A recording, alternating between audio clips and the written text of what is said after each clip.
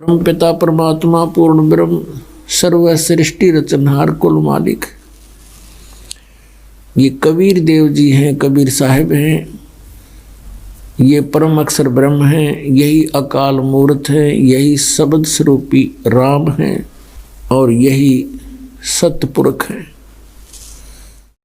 वेदों और गीता में इनको परम अक्षर ब्रह्म कहा है, संतों ने इनको सतपुरुष कहा है, अमर पुरुष कहा है, सतपुरख कहा है।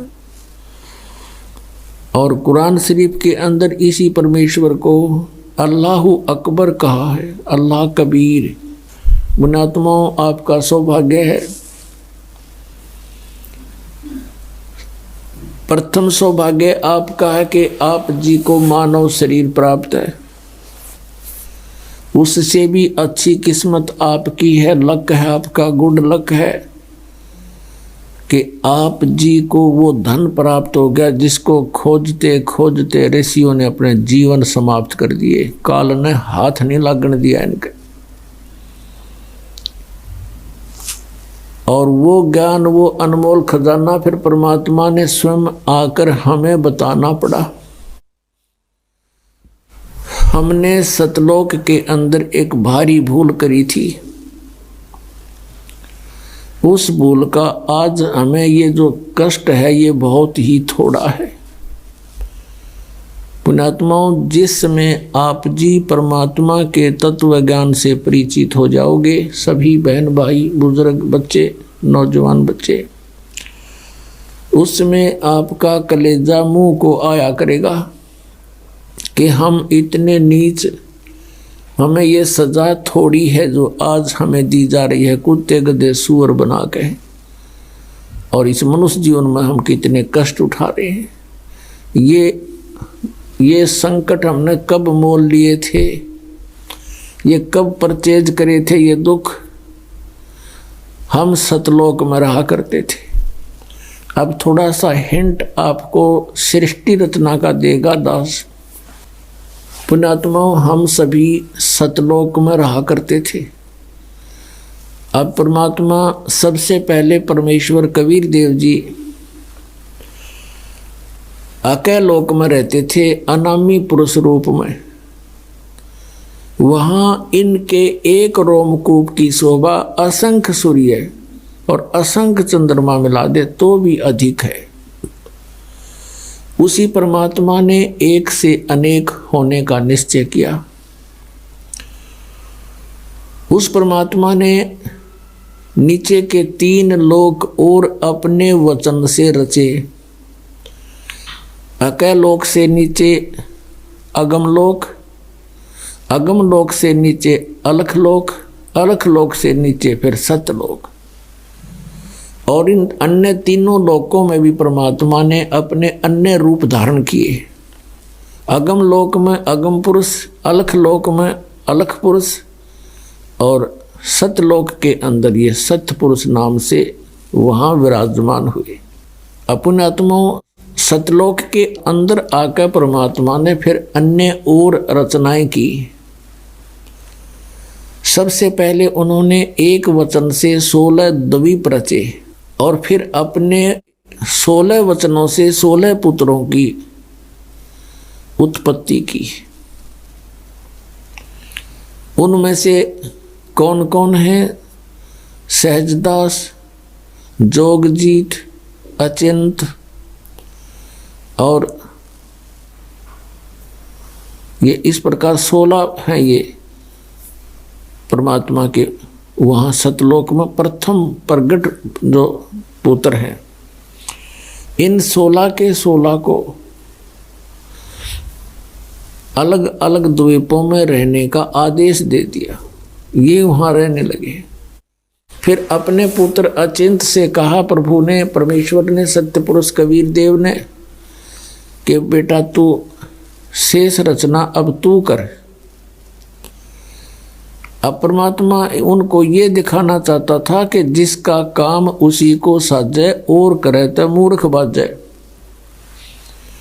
अचिंत बड़ा तैयार होया कि जी ठीक है, प्रभुता की भूख बनी थोड़ी सी, तो उसी समय उसने अपने वचन शक्ति से एक पुरुष उत्पन्न किया, उसका नाम अक्षर पुरुष रखा। और अक्षर पुरुष से कहा अचिंत ने कि तू मेरा सहयोग दे सृष्टि रचना में।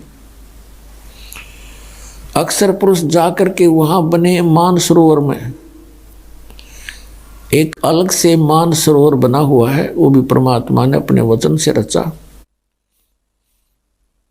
उस मानसरोवर के अंदर जाकर के स्नान करने लगा, फिर उसके अंदर गोते लगाने लगा, उसमें निंद्रा आगी, सो गया। काफी समय तक वो बाहर नहीं निकला।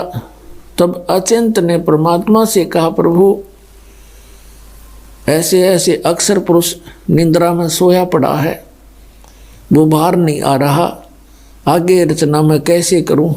तब परमात्मा ने कहा, पुत्र तुम कर भी कुछ नहीं सकते और ना ही आगे से ट्राई करना। ये एक उनको ट्रेलर दिखाना था कि तुम्हारे बस का यूं काम है नहीं, कहीं बीच में टांग अड़ान लग जाओ तुम। तब परमात्मा ने उस सरोवर से ही एक जल लिया अपने चुल्लू में, और उसमें एक अपने मंत्र से वचन से एक अंडा बना दिया इतना बड़ा। उस अंडे को छोड़ दिया उस सरोवर में। वो गड़गड़ गड़गड़ करता हुआ जब नीचे को गया, अक्षर पुरुष की निंद्रा भंग होगी और उसने एकदम कोप हो गया, क्रोध हुआ कि मैं किसने जगा दिया। आप कोई गहरी नींद सो रहा हो और उसको कोई जगा दे तो उसको बहुत क्रोध आता है, थोड़ा गुस्सा सा आता है। वो अलग बात है कि सामने खड़ा व्यक्ति उससे अगर तगड़ा है तो गुस्सा शांत हो जाता है, नहीं तो कुछ धमका भी सकता है। और जो ही उसने थोड़ा सा क्रोध से देखा कि किसने मुझे निंद्रा, किसने भंग कर दी मेरी, उसके वो क्रोध तेज उस अंडे में प्रवेश हो गया। अंडा दो भाग हो गया, उसमें से ये सरपुरुष निकला। सरपुरुष जिसको ज्योति निरंजन भी कहते हैं, आगे चल के ये काल कहाया। तब परमात्मा ने कहा कि तुम दोनों बाहर आओ, सरपुरुष और अक्षर पुरुष। अक्षर पुरुष तो निंद्रा में था, तेरे को जगाने के लिए हमने ये सब कुछ करना पड़ा, और बाहर आ जाओ तुम दोनों। वो दोनों बाहर आ गए। उनसे कहा कि जाओ तुम अचिंत के द्वीप में रहो। अब तीन एक द्वीप में रहने लगे, सरपुरुष, अक्षर पुरुष और अचिंत पुरुष। उसके बाद परमात्मा ने अपने वचन से हम सभी आत्माओं को वहां उत्पन्न कर दिया। अपने वचन से, अपने शरीर से, अंदर से निकाल दिया वचन से, और हमें अलग अलग स्थान दे दिया कि तुम रहो यहाँ पर। सदाबहार वृक्ष, पेड़, मेवा, काजू, सब सेब, संतरे, फल, दूध की नदी, अमृत जल, कभी न खराब होने वाले वहाँ पदार्थ बना दिए। सतलोक से यहाँ एक परमात्मा ने एक सैंपल भेज रखा है, गंगा दरिया का जल। ये कभी खराब नहीं होता। इसके ऊपर रिसर्च करके सर मार लिया वैज्ञानिकों ने, ये कुछ नहीं खोज सके कि ये कैसे है ऐसा। तो ये सतलोक से आया, परमात्मा ने हमें दिखाया कि वहाँ ऐसे पदार्थ हैं सारे, वो कभी खराब नहीं होते किसी भी एटमॉस्फेयर में। वहाँ तो वैसे एटमॉस्फेयर बहुत ही अच्छा है, हम सभी आनंद से रह रहे थे, वहाँ कोई काम नहीं था, और सबके अपनी अपनी संतान। उनको कहा कि तुम अपनी अपने परिवार उत्पन्न कर सकते हो, इतनी उन परमात्मा ने हमें आज्ञा दे दी थी। और हम फिर वहाँ रह रहे थे, अपने अपने अलग से मकान थे। एक एक हंस के पास, एक आत्मा और उसके परिवार के पास, जो परमात्मा ने दया करी उनके ऊपर। इतने बड़े बड़े स्थान हैं जैसे पूरी पृथ्वी पर, उसी में उनके अलग से बाग बगीचे और सरोवर, दूधों की नदियाँ सब भरे पड़े हैं, अमृत। हम वहाँ रहा करते थे। युवा शरीर रहता सतलोक के अंदर, वहाँ जरा मरण नहीं है। जरा माने वृद्ध अवस्था और मरण माने मृत्यु, वहाँ जरा मरण नहीं है। जैसे गीता जी अध्याय नंबर 7 के श्लोक नंबर 29 में गीता ज्ञानदाता कहता है कि जो व्यक्ति जरा और मरण से छूटने का प्रयत्न करते हैं, जरा माने वृद्धावस्था बुढ़ापा और मरण माने मृत्यु, वो ते तत्ब्रह्म विदु, वे उस तत्ब्रह्म से परिचित होते हैं, जानते हैं। अखिलम अखिलम अध्यात्म, पूरे अध्यात्म मार्ग से और पूरे सब कर्मों से परिचित हो जाते हैं। वही केवल जरा और मरण से छूटने का प्रयत्न करते हैं। 8वें अध्याय के प्रथम मंत्र में अर्जुन ने पूछा, फिर किम तत्परम प्रभु, वो तत्परम क्या है, अध्यात्म क्या है, सब कर्म क्या है। 8वें अध्याय के 3रे श्लोक में गीता ज्ञानदाता ने कहा गीता जी में कि वो परम अक्षर ब्रह्म है, वो गीता ज्ञानदाता से अन्य है। तो वो परम अक्षर ब्रह्म है, सत्य पुरुष कहो, परम अक्षर ब्रह्म कहो। गीता जी अध्याय नंबर 15 के श्लोक नंबर 1 से 4 में और 16 और 17 में ये कंसेप्ट क्लियर कर रखे है। कहा कि उल्टा लटका हुआ संसार रूपी वृक्ष है और जो संत इसको जानता है वह तत्वदर्शी संत है, पूरे विभागों सहित जानता है। तो उसमें कंसेप्ट क्लियर कर रखा है कि जो उल्टा लटका हुआ संसार रूपी वृक्ष है उसके सब विभागों को जो बता देगा स वेदविद, वो तत्वदर्शी संत है, वेद के तात्पर्य को जानने वाला है। और उसके पश्चात परमेश्वर के उस परम पद की खोज करनी चाहिए, जहाँ जाने के बाद साधक फिर लौट कर कभी संसार में नहीं आते। गीता जी अध्याय नंबर 15 के श्लोक 16 और 17 में कहा कि सरपुरुष और अक्षर पुरुष ये दो प्रभु हैं, ये दोनों ही नाशवान हैं। इनके अंतर्गत जितने भी प्राणी हैं वो भी नाशवान हैं, उनकी भी जन्म मृत्यु होती है। और ये सरपुरुष भी और अक्षर पुरुष भी नाशवान है, लेकिन जीव आत्मा किसी की नहीं मरती। 17वें श्लोक में 15वें अध्याय के गीता जी में कहा है कि उत्तम पुरुष है तू अन्य, ये परम अक्षर ब्रह्म की तरफ संकेत है, सतपुरुष की तरफ संकेत है।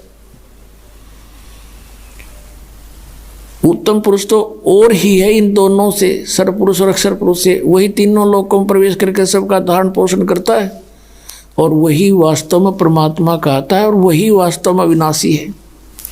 तो यहाँ सरपुरुष और अक्षर पुरुष ये ऐसे परमात्मा ने हमें बताया, ये ऐसे इनकी उत्पत्ति हुई। हम सभी वहाँ रह रहे थे, वहाँ जरा मरण नहीं था, बुढ़ापा नहीं था। सबसे बड़ा कैर जीव पे बुढ़ापा और फिर मौत है। दोनों ऐसे जुल्म हमारे ऊपर यहाँ गुजारी रखे और बाकी शेष जीवन में पता नहीं कितनी कितनी आपदाएं आती हैं।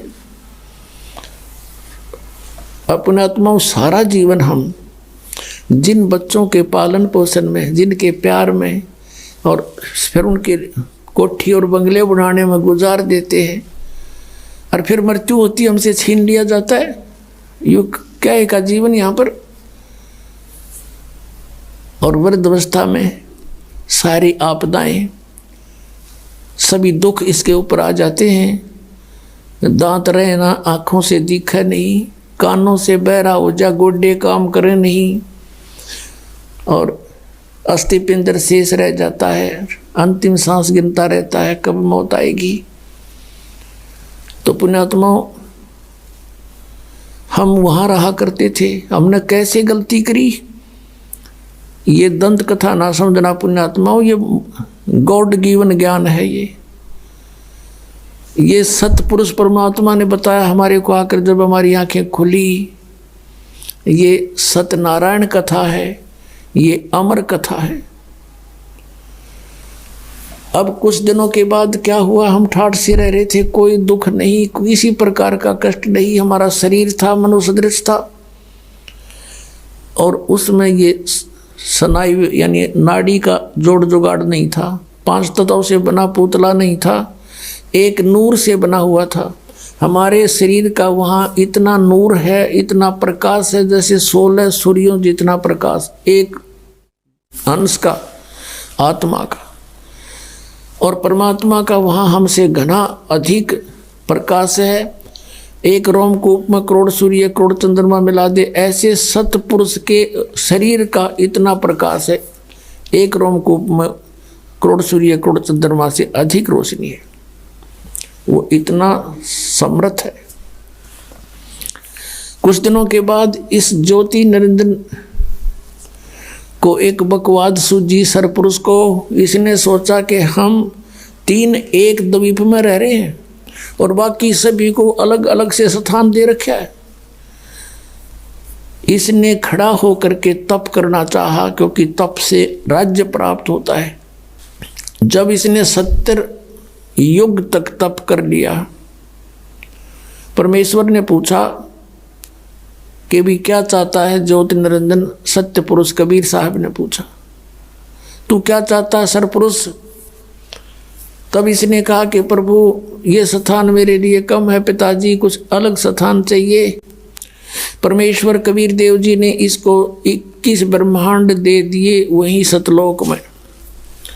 जैसे एक धनी पिता अपने पुत्र को 21 प्लाट बांट दे के लिए, ये तेरे हिस्से के होंगे। ये उन प्लाटों में सैर सपट्टे करे, कभी उसने देखा कभी उसने देखा, बड़ा खुश हुआ। फिर इसने सोचा इसमें कुछ कंस्ट्रक्शन भी होनी चाहिए। इसने 70 युग तक फिर तप किया। फिर परमात्मा ने पूछा, बोल भाई क्या मांगता है तू?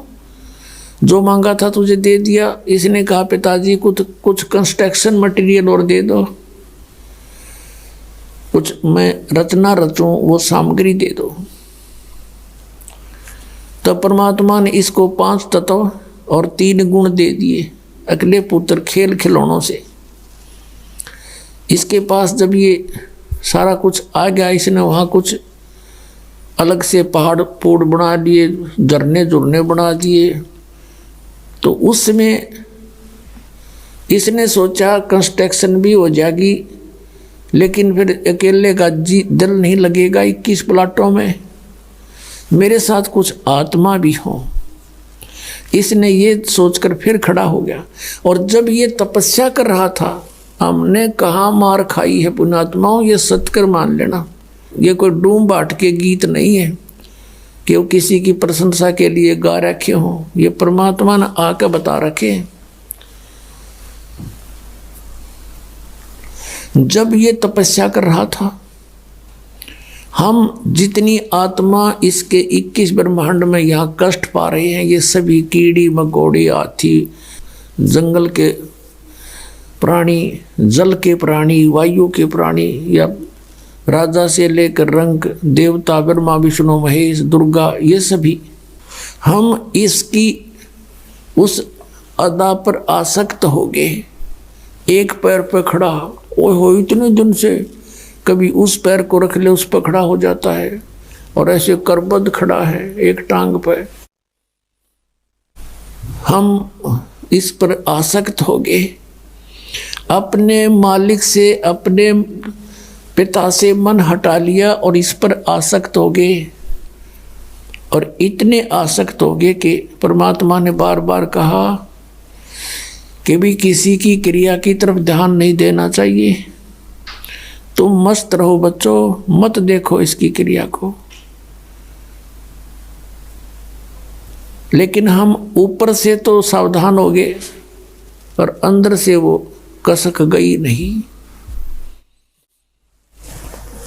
अब वो तंत्रियामी थे।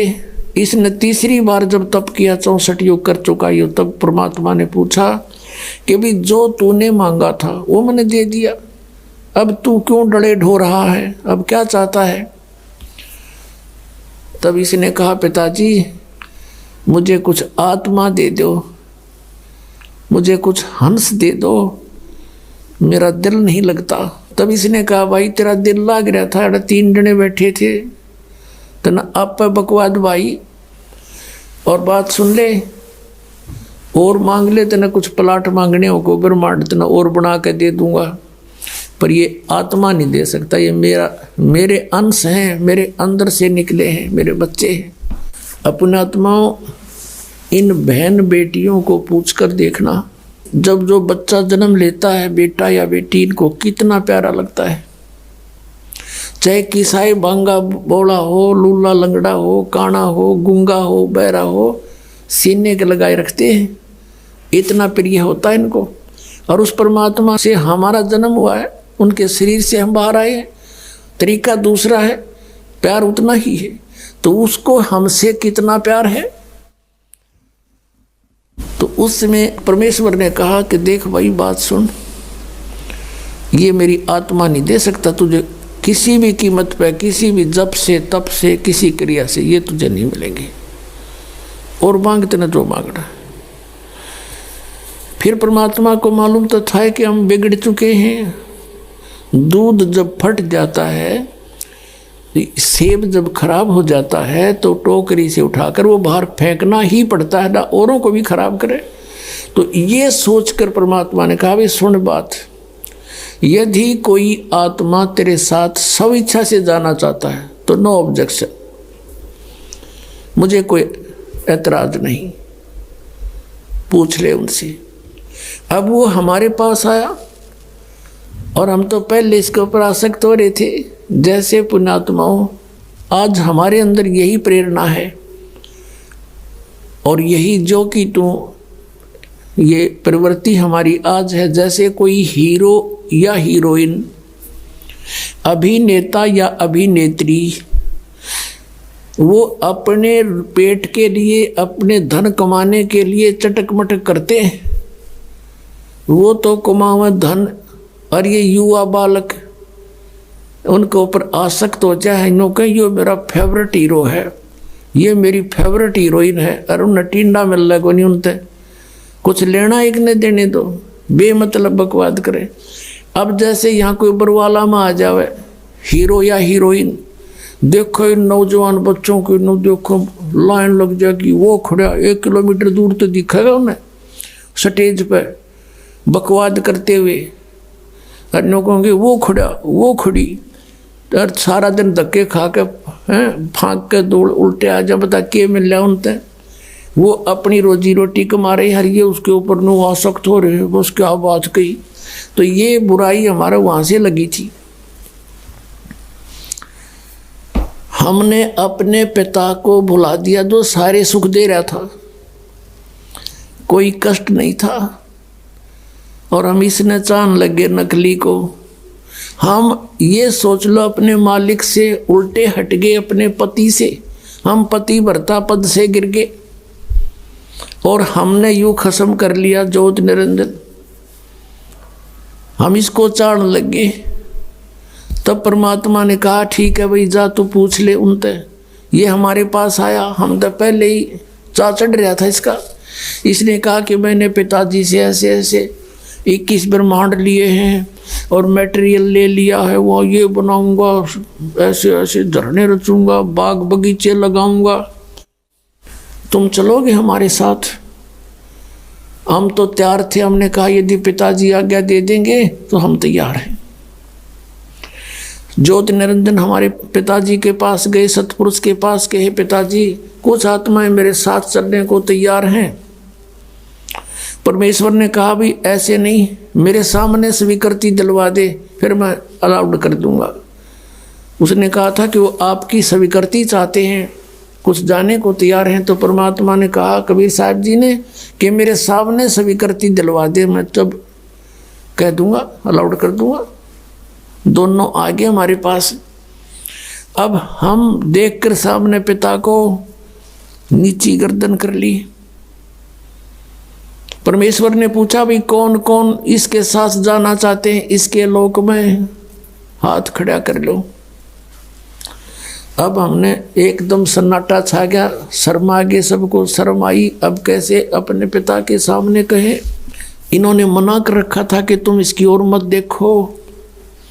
हमारे अंदर ये छल कपट भी वहीं से विद्यमान हुआ था और हम उस पवित्र लोक में रहने योग्य रहे नहीं थे। तब परमात्मा ने कहा भी बोलते क्यों नहीं तुम? ज्योति निरंजन तू तो कह रहा था कि कुछ तैयार है, तो कोई बोलता ही नहीं। तब हमने सोची कदे बात बिगड़ जा और हम यहीं रह जाए। तो सबसे पहले एक हंस खड़ा हुआ। उसने कहा कि जी मैं जाना चाहता हूँ पिताजी के साथ में। सबसे पहले खड़ा हुआ। फिर हमने सोची कि हम पीछे रह जाम भी खड़े हो गए, दोनों हाथ कर दिए, केक की छोड़ दोनों, पूरे जितने यहाँ पर हम आए पड़े हैं। तो परमात्मा ने कहा भाई ठीक है, ये सब देख लिए मैंने, जो तेरे साथ जाना चाहते हैं ऐसे नहीं भेजूंगा, इनको मैं अपने तरीके से भेजूंगा तेरे पास, ऐसे तो जा ही नहीं सकते ये, आप जाइए। अब वो चला गया अपने, वहीं ये लोग वहीं थे, 21 ब्रह्मांड उस सतलोक के एक कोने में, बाहर जैसे बाहरली दिल्ली हुआ करे ना, बाह्य दिल्ली गांव गुम से हुआ करे, ऐसे बाहर की तरफ इसको सेट कर दिया था। तब परमात्मा ने क्या किया, जिस आत्मा ने सबसे पहले स्वीकृति दी थी, खड़ा होकर के हिम्मत करी थी, उसका एक युवा लड़की बना दिया। उसके प्रजनन इंद्रिय नहीं लगाई थी। वो परमात्मा देखना चाहते थे कि इसमें और कितना कमीनापन है ज्योति निरंजन में, ये यहाँ इस लोक में रहने के योग अब रहा है या नहीं। और जितने हम थे, हम सभी को सूक्ष्म रूप बीज रूप में करके उसका नाम प्रकृति रख दिया। प्रकृति जिसको माया भी बोलते हैं, आदि माया भी कहते हैं, और इसको दुर्गा भी कहते हैं। इसके शरीर में हम सभी को प्रवेश कर दिया बीज रूप में, सूक्ष्म रूप में। पुण्यात्माओं, आज इस वैज्ञानिक युग में हम आसानी से समझ सकते आध्यात्मिक मार्ग को। जैसे आप सुनते हो कई बार डॉक्टरों से कि किसी व्यक्ति के कुछ जीवाणु होते हैं, वो इतने रहने चाहिए, जैसे 50 लाख रहने चाहिए जीवाणु एक ग्राम में, 1 mg ब्लड में। बताओ 50 लाख जीवाणु 1 mg ब्लड में, इतने को में फिर कितने अंदर हमारे जीवाणु, गिनती नहीं होती। तो ऐसे परमात्मा ने सभी के सभी इसके अंदर फीड कर दिए सूक्ष्म रूप में। और इसको कहा बेटी दुर्गा को कि बेटी मैंने तुझे शब्द शक्ति दे दी है, वचन शक्ति दे दी है, और जितने भी जीव कहे, ज्योत निरंजन कहे, तू वचन से उत्पन्न कर सकती है नर और मादा। एक बार बोल देगी, उतने ही एकदम में बाहर खड़े होंगे। और अपने पुत्र सहजदास से कहा, जो सबसे पहले 16 उत्पन्न किए थे, उनमें से एक सहजदास है। उसे कहा कि जा अपनी बहन को ज्योत निरंजन के पास छोड़िया और उसको बता देना कि इसको पिताजी ने शब्द शक्ति दे दी है, जितने जीव तू कहेगा ये उत्पन्न कर देगी। सहजदास ने जाके संदेशा सुना दिया, लड़की को वहाँ छोड़कर आ गया अपनी बहन को। अब इस प्रकृति देवी ने, प्रकृति यानी दुर्गा का रूप निखरा हुआ था युवती होने के कारण। अब इस ज्योत निरंजन के मन में वहाँ फिर दोष उत्पन्न हुआ। ये सभी हम प्राणियों के अंदर यहाँ भी विद्यमान है। ये बीमारी वहाँ से लगी थी अपने सारी। अकेली लड़की को देखकर उसके साथ बदतमीजी करने की नीयत, उसी का गुण हमारे अंदर विद्यमान है।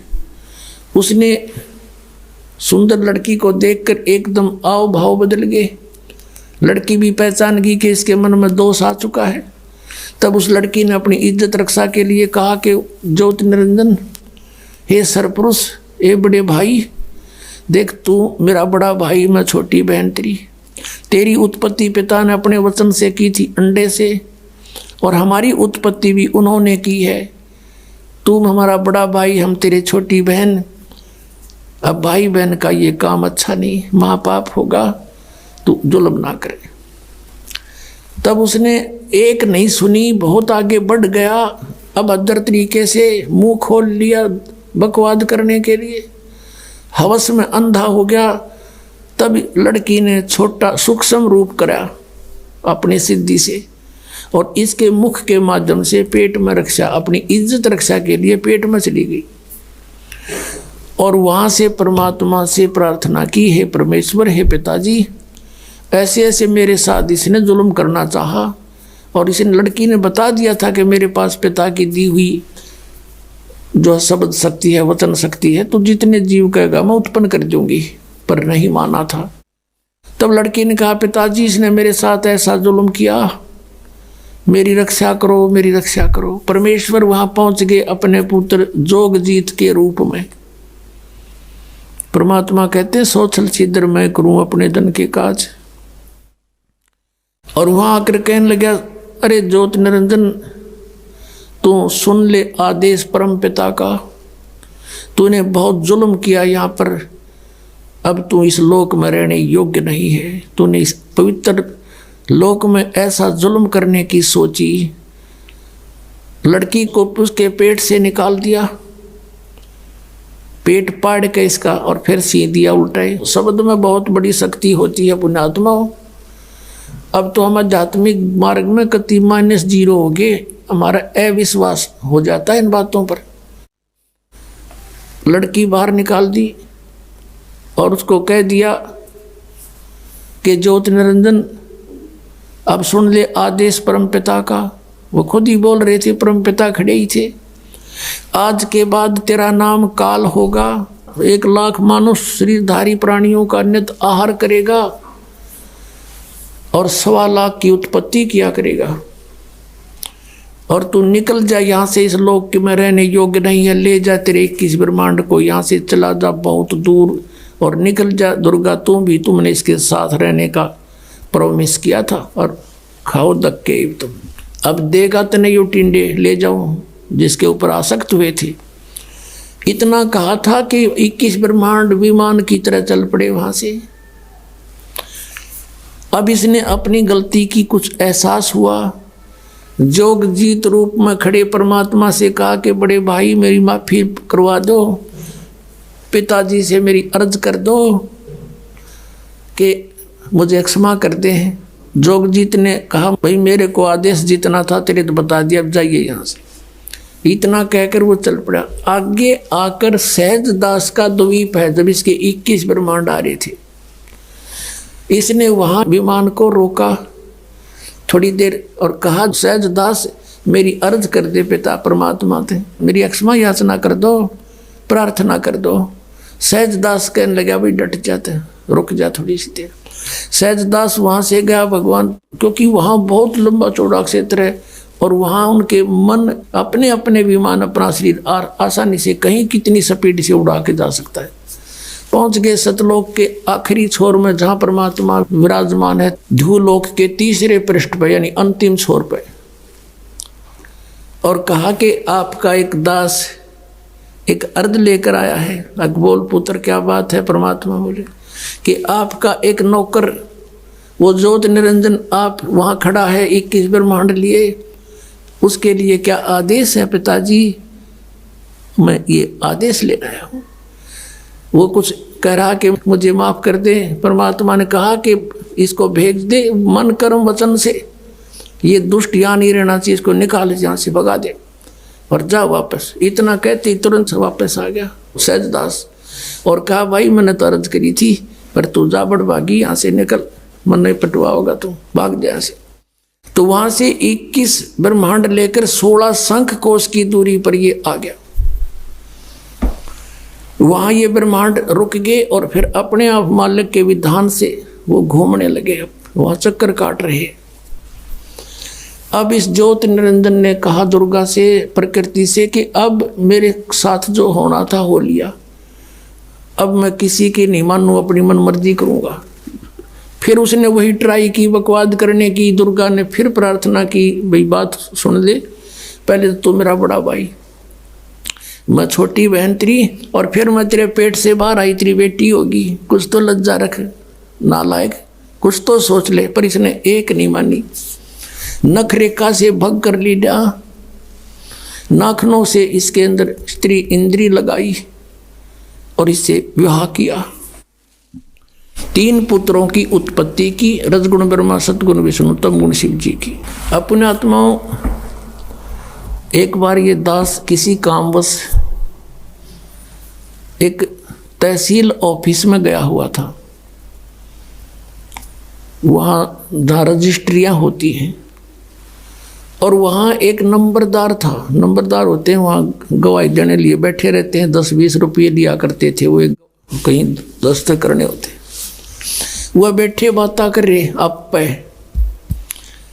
कोई बात चल गई, वैसे ऐसे एक गोत्र की लड़की से उसी गोत्र के लड़के ने विवाह कर लिया, या कोई उनकी माँ का गोद मिला था क्यों कर गया था, उसके ऊपर पंचायत पंचूत होने लग रही थी, पेपरा मारी थी, उस पर डिस्कस हो रहा था।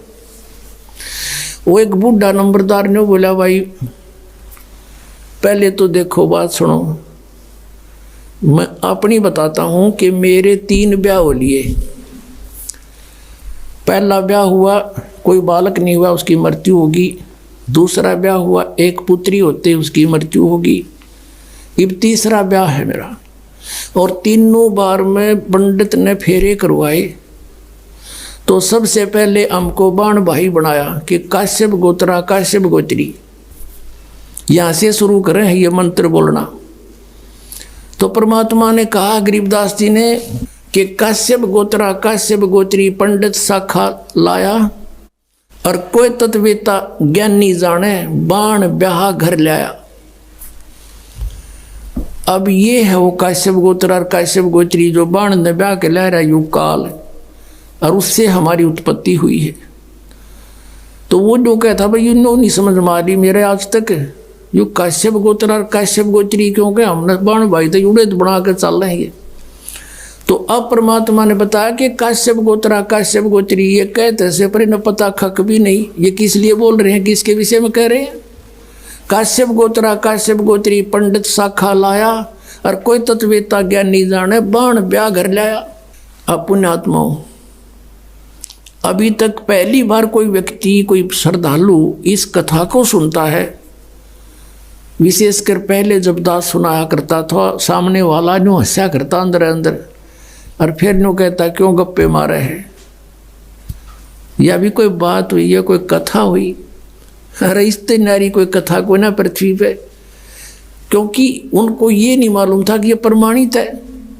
पुण्यात्माओं, 600 वर्ष पहले मालिक ने सतपुरुष ने कबीर देव जी ने आकर एक धानक रूप में जुलाहे रूप में सहशरीर आए थे और सहशरीर गए थे। ये परमात्मा पूर्ण ब्रह्म सारी सृष्टि की रचना है। उस समय इन्होंने 600 वर्ष पहले अपनी वाणी में ये वचन बोले थे और परमात्मा यही बताया करते थे। लेकिन ये ब्राह्मण लोग यानी हमारे ऋषि गुरु पवित्र हिंदू धर्म के इस बात की घनी काली मान गए कि ये झूठ बोलता है, ब्रह्मा विष्णु महेश नासवान है, इनकी माता है, इनका पिता है, ये तो अजर व अमर है, सर्वेश्वर है, महेश्वर है, किसी ग्रंथ में नहीं लिखा है। तो उस समय हमारे पूर्वज अशिक्षित थे, शिक्षा केवल एक ब्राह्मण वर्ण ही अधिकारी था उसके ग्रहण करने का। तो उनकी दाल गली रही और परमात्मा 600 वर्ष आए थे पहले। यदि वो उस समय ये टांग ना अड़ाते, हमें मिसगाइड नहीं करते, तो हमें सारा काम सुलझ जा सड़ जा मिलता आज के दिन। आज दास के साथ जो इतना संघर्ष चल रहा है, इतनी परिश्रम कर रहा है, 4-4 घंटे सत्संग, 5-5 घंटे सत्संग, और फिर सदग्रंथों को पढ़ना, उनको निष्कर्ष निकाल के आपके समक्ष करना, ये नहीं करना पड़ता। लेकिन उस समय इन्होंने किसी ने परमात्मा के इस तत्व ज्ञान पर विश्वास ना किया और ना करने दिया। तो पुण्यात्माओं, एक बात हमारे और बढ़िया होगी कि आज हम परमात्मा को पहचान सकते हैं कि जिसको ये अशिक्षित कहा करते कबीर तो अशिक्षित है, ये क्या जाने वेदों और गीता और पुराणों के बारे में, क्योंकि वो संस्कृत भाषा में है, ये झूठा है। और उस परमात्मा ने 600 वर्ष पहले ये बता दिया था कि ब्रह्मा विष्णु महेश नासवान हैं, इनके माता पिता हैं, इनका जन्म मृत्यु होता है। 600 वर्ष पहले परमात्मा कबीर जी ने जो वाणी बोली थी, पवित्र कबीर सागर के अंदर विद्यमान है। आप देखिएगा, प्रथम खंड कबीर पंथी भारत पथिक स्वामी युगलानंद बिहारी द्वारा पुरस्कृत। और ये कहाँ से छपा है? प्रकाशक एवं मुद्रक हैं खेमरा श्री कृष्ण दास प्रकाशन, अध्यक्ष श्री वेंकटेश्वर प्रेस, खेमरा श्री कृष्ण दास मार्ग, मुंबई से। अब इसके अंदर हम आपको दिखाते हैं सृष्टि रचना। ये है ज्ञान बोध नामक एक अध्याय है और ये बोध सागर एक खंड है। ये देखिएगा 21 पृष्ठ पे नीचे। परमात्मा ने 600 वर्ष पहले अपनी प्यारी आत्मा धर्मदास को ये ज्ञान दिया था। धर्मदास ये जग बोराना, कोई न जाने पद निर्वाणा। यही कारण मैं कथा पसारा, जग से कहिए वो राम नियारा। ये नाम नहीं है, ये गलत लिखा है कबीरपंथियों ने। ये बाद में संशोधन में इन्होंने अपने हिसाब से कुछ गड़बड़ी कर रखी है। यही ज्ञान जग जीव सुनावो, सब जीवों का भरम नसाओ। अब मैं तुमसे कहूँ चिताई, तेरे देवन की उत्पत्ति बाई। तीनों देवताओं ब्रह्मा विष्णु महेश की अब तुझे उत्पत्ति बताता हूँ। कुछ संक्षेप कहूँ गहुराई, सब सन से तुम्हारे मिट जाई। भरम गए जग वेद पुराना, आदि राम का भेद न जाना। ये नाम गलत लिखा है, राम है, आगे चल कर क्लियर होगा। ये राम राम सब जगत बखाने, आदि राम कोई बिरला जाने। ये राम है शब्द है, गलत लिखा है कि सभी राम राम कहते हैं। उस आदि राम सनातन परमात्मा को कोई बिरला ही जानता। ये राम शब्द है, नाम नहीं। इन संशोधनकर्ताओं ने अपनी अज्ञान सोच से कुछ इसमें गड़बड़ी कर रखी है, वही हम शुद्ध कर लेंगे। राम राम सब जगत बखाने, आदि राम कोई बिरला जाने। ज्ञानी सुने सो हृदय लगाई, मूर्ख सुने तो गम ना पाई। माँ अष्टंगी पिता निरंजन, ये जम दारुण वंशन अंजन। इन ब्रह्मा विष्णु महेश की माता तो अष्टंगी दुर्गा है, इनका पिता ज्योति निरंजन है। पहले कीन निरंजन राई, पीछे से माया उपजाई। कहते पहले तो ज्योति निरंजन को उत्पन्न किया इस काल को अंडे से, और पीछे से दुर्गा की उत्पत्ति की। माया रूप देख अति शोभा, यु देव निरंजन तन मन लोभा। दुर्गा के सुंदर रूप को देखकर इसके मन में दोष आ गया। काम देव धर्मराय सताए, देवी को तुरंत धर खाए। पेट से देवी करी पुकारी, हे साहेब मोहे करो उबारी। पेट से दुर्गा ने पुकार करी। टेर सुनी सतगुरता आए, अष्टंगी को बंद छुड़वाए। परमात्मा कहते हैं कि टेर सुनी तहाँ हम आए। यहाँ इन्होंने अपने हिसाब से लिख दिया, सतगुरु तहाँ आए, अष्टंगी के बंद छुड़वाए, यानी उसके पेट से निकाले बंधन से। अब 22 पृष्ठ पर ज्ञान बोध। धर्म राय को हिकमत की ना, नख रेखा से भग कर लेना। नाखनों से स्त्री इंद्री लगा बना दी। धर्म राय करे भोग विलासा, माया को रही तब आशा। ये दुर्गा प्रेग्नेंट हुई, 3 पुत्र अष्टंगी जाए, ब्रह्मा विष्णु शिव नाम धराए। 3 देव विस्तार चलावे, इनमें यो जग धोखा खावे। पुरुष गम कैसे के पावे, काल निरंजन जग भरमावे। 3 लोक अपने सुत दीना, सुन निरंजन बासालीना। अलख निरंजन सुन ठिकाना, ब्रह्मा विष्णु शिव भेद न जाना। आज तक ब्रह्मा विष्णु महेश को नहीं पता हमारा पिता कौन है। 3 देव सो उसको ध्यावे, निरंजन का वो पार न पावे। ये तीनों देवता ब्रह्मा विष्णु महेश कहते आज तक उसी की खोज में लग रहे, न वो भी ना पा लिया। सतलोक तो बहुत दूर की बात है। अलख निरंजन बड़ा बटपारा, बटपारा माने ठग, धोखेबाज है ये। और 3 लोग जीव कीन आहारा, तीनों लोग के जीवों को खा रहा है। पाताल लोक, स्वर्ग लोक, पृथ्वी लोक। ब्रह्मा विष्णु शिव नहीं बचाए, सकल खाए पुन धूल उड़ाए। ब्रह्मा विष्णु महेश को भी खाता है, इनकी भी जन्म मृत्यु होती है। तिनके सुत हैं तीनों देवा, अंदर जीव करते हैं सेवा। कहते हैं इन दुर्गा और काल के 3 पुत्र हैं, और ये तत्व ज्ञानहीन प्राणी इनने की पूजा करते हैं, काल की पूजा करते हैं। ये अकाल पुरुष का हो नहीं चीन्या, काल पाए सभी गए लीन्या। 3 देव और असुर अवतारा, ताको बजे सकल संसारा। 3 देवताओं को, और फिर जैसे राम के साथ रावण के भी गिरले महिमा गाँव हैं, कहते हैं असुरों को भी गिरले बजे ये।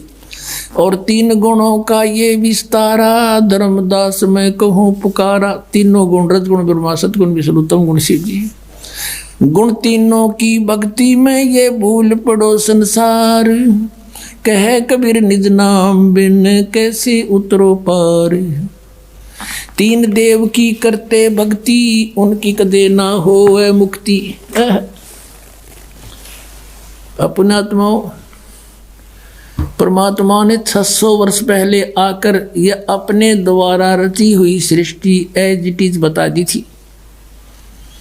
और ये हमारे सदग्रंथों में भी, क्योंकि परमात्मा कबीर जी ने सतयुग में सबसे प्रथम आते हैं। सतयुग में, उस सतयुग के अंदर आके ब्रह्मा को मिले, ब्रह्मा जी से भी ज्ञान सुनाया। ब्रह्मा जी ने बहुत अच्छी तरह ज्ञान को समझा, प्रथम मंत्र भी ग्रहण किया। उनको केवल एक मंत्र दिया, ओम मंत्र, क्योंकि वेद पढ़ा करता, दूसरा सुने नहीं। और फिर ने सोचा था परमात्मा ने, ये थोड़ी बहुत मेरी बात को सुहावेंगे तो फिर सतनाम दूंगा इनको, और फिर ये ले चलूँगा सब उल्टा। और फिर ये शिव जी के पास गए, शिव को परमात्मा ने मंत्र दिया, उसको ज्ञान सुना उन्होंने। फिर विष्णु जी के पास गए, वहाँ भी उन्होंने ज्ञान सुनाया, वो भी अच्छी आत्मा थी सभी, और सुना अच्छी तरह कि कोई महापुरुष है। फिर उसके बाद परमात्मा ने सोचा फिर कभी जाऊंगा, अगर इनकी रुचि होगी तो सही नाम दूंगा भी, तो उनको दूसरे मंत्र देकर आया परमात्मा। पीछे से काल निरंजन ने सोचा कि तेरे पुत्र गए, ये चले गए तो सारे जीव वापस हो जाएंगे, तभी उन्हें अंदर से प्रेरणा कर दी है, सारे मोट दबा दिया कि ये झूठा है, कपटी है, इसके पास कोई ज्ञान नहीं है, वेद सत्य है, तुम इन्हीं को मानो, मत मानो उसकी। दूसरी बार परमात्मा गए तो उन्होंने अरुचि दिखाई तीनों ने, तो जान गए परमात्मा कि काल आ गया इनकी बुद्धि में, अब इनकी बुद्धि में काल आ गया, अब ये नहीं मानेंगे। अब वो परमात्मा से सुना हुआ ज्ञान और कुछ अपना अनुभव ब्रह्मा जी ने फिर अन्य को सुनाना शुरू किया। अब वो पुराणों में विद्यमान है, आपको दिखाते हैं। अब केवल यदि हम कबीर सागर से ही आपको संतुष्ट करते तो कोई नहीं मानता, न के छोड़ इन बातों में, ये तो वैसे तुक्के मारे। और अब पुराणों में विद्यमान है सारा ज्ञान। अब बुद्धिमान हिंदू समाज के बच्चे सारे शिक्षित हो गए, अब इनको यो स्वीकार करना पड़ा। अब सचमुच जो पुराणों में लिखा, और 600 वर्ष पहले भगवान बता गए, वो जो का तो आज पुराणों में लिखा, जिसको ये अशिक्षित कहते थे। और परमात्मा वैसे तो वो तो अंतर्यामी है, सब भाषाओं को जानते हैं। जानबूझकर मालिक अक्सर ज्ञानहीन रहे कि कोई नू ना सोचा कबीर जी ने ये पढ़ ली होंगी, कुरान पुराण वेद पुराण पढ़ लिए होंगे। और अब इससे हम भगवान पहचान सकते हैं कि परमात्मा जिसको अज्ञानी कहते वो महाज्ञानी, सब वेदों और गीता और पुराणों को जानकार थे, वो तो परमात्मा थे। और ये संस्कृत के ज्ञाता महामंडलेश्वर विद्वान को वहाँ थे, न कख भी ना पता हमारे सिलेबस का, हमारे सदग्रंथों का पता नहीं। अब आपको दिखाते हैं, सबसे पहले देवी भागवत दिखाते हैं। अब देखिएगा श्रीमद् देवी भागवत यानी देवी पुराण, गीता प्रेस गोरखपुर से प्रकाशित है। ये संपादक है हनुमान प्रसाद पोदार, चिमनलाल गोस्वामी। ये कहाँ से छपे हैं? प्रकाशक एवं मुद्रक है गीता प्रेस गोरखपुर, गोविंद भवन कार्यालय कोलकाता का संस्थान, ये यहाँ से छपा है। 123 पृष्ठ पे ये तीसरा स्कंद। यहाँ पर भगवान विष्णु अपनी माता दुर्गा की महिमा स्तुति कर रहे हैं। तुम शुद्ध स्वरूपा हो, यह सारा संसार तुम्ही से उद्भासित हो रहा है। मैं ब्रह्मा और शंकर हम सभी तुम्हारी कृपा से विद्यमान हैं। हमारा आविर्भाव जन्म, आविर्भाव माने जन्म, तिरोभाव माने मृत्यु हुआ करता है। केवल तुम ही नित्य हो, जगत जननी हो, प्रकृति और सनातनी देवी हो। प्रकृति दुर्गा को कहते हैं, ये स्पष्ट लिखा है। भगवान शंकर बोले, देवी यदि महाभाग विष्णु तुम ही से प्रकट हुए हैं, उनके बाद उत्पन्न होने वाले ब्रह्मा भी तुम्हारी बालक हुए, फिर तमोगुणी लीला करने वाला शंकर क्या मैं तुम्हारी संतान नहीं हुआ? अर्थात मुझे भी उत्पन्न करने वाली तुम ही हो शिवे। संपूर्ण संसार की सृष्टि करने में तुम बड़ी चतुर हो। इस संसार की सृष्टि, स्थिति और संहार में तुम्हारे गुण सदा समर्थ हैं। उन्हीं तीनों गुणों से उत्पन्न हम ब्रह्मा, विष्णु एवं शंकर नियमानुसार कार्य में तत्पर रहते हैं। अब आप जी ने ये पवित्र श्री देवी भागवत देखा। श्रीमद् देवी भागवत यानी देवी पुराण में 5 कंसेप्ट क्लियर हो गए। ब्रह्मा, विष्णु, महेश की जन्म मृत्यु होती है, ये अविनाशी नहीं है। इनकी माता दुर्गा है। दुर्गा को प्रकृति भी कहते हैं। 3 तो ये हो गए। चौथा ये है कि रजगुण ब्रह्मा, सतगुण विष्णु, तमगुण शिव जी हैं। और 5वां ये हो गया कि ये ब्रह्मा, विष्णु, महेश केवल वर्क डन ही दे सकते हैं, ये किसी का संकट निवारण नहीं कर सकते। जैसा जिसका कर्म है वैसा ही देंगे, पुण्य भी पाप भी। केवल परम अक्षर ब्रह्म सतपुरुष कबीर साहब वो परमात्मा है जो हमारे भाग्य के लेखों को बदल सकते हैं, बुरों को। अब देखो, यदि कबीर सागर को अकेले को पढ़ा कर आपको सुनाता तो कोई विश्वास नहीं लाता। अब आपके समक्ष जो 600 वर्ष पहले भगवान बोल कर गए थे वो वचन आज सदग्रंथों ने उनको सेकंड किया, समर्थन दिया। तो इससे पुण्यात्माओं बहुत आसान हो गया आपको भगवान को पहचानना, जिसको ये अशिक्षित अज्ञानी कहा करते थे। और इस संस्कृत भाषा के जानने वालों को हमारे पूर्वज बड़े विद्वान, महपुरुष, महर्षि, बड़े पहुँचे हुए मानते थे। न कख नहीं पता था, सदग्रंथों को भी नहीं परिचित थे। ये आज तक हमें नहीं बता सके ऋषि, महर्षि, ब्रह्मा, विष्णु, महेश नाशवान है या अविनाशी है। इनके माता पिता भी हैं और सदग्रंथों में लिखे, इनकी जीवनी में लिखे, तो ये कख नहीं जाने थे। लोक वेद सुनाया करते थे। अब दिखाता हूँ आपको। अब देखिएगा, श्री शिव पुराण में गीता प्रेस गोरखपुर से प्रकाशित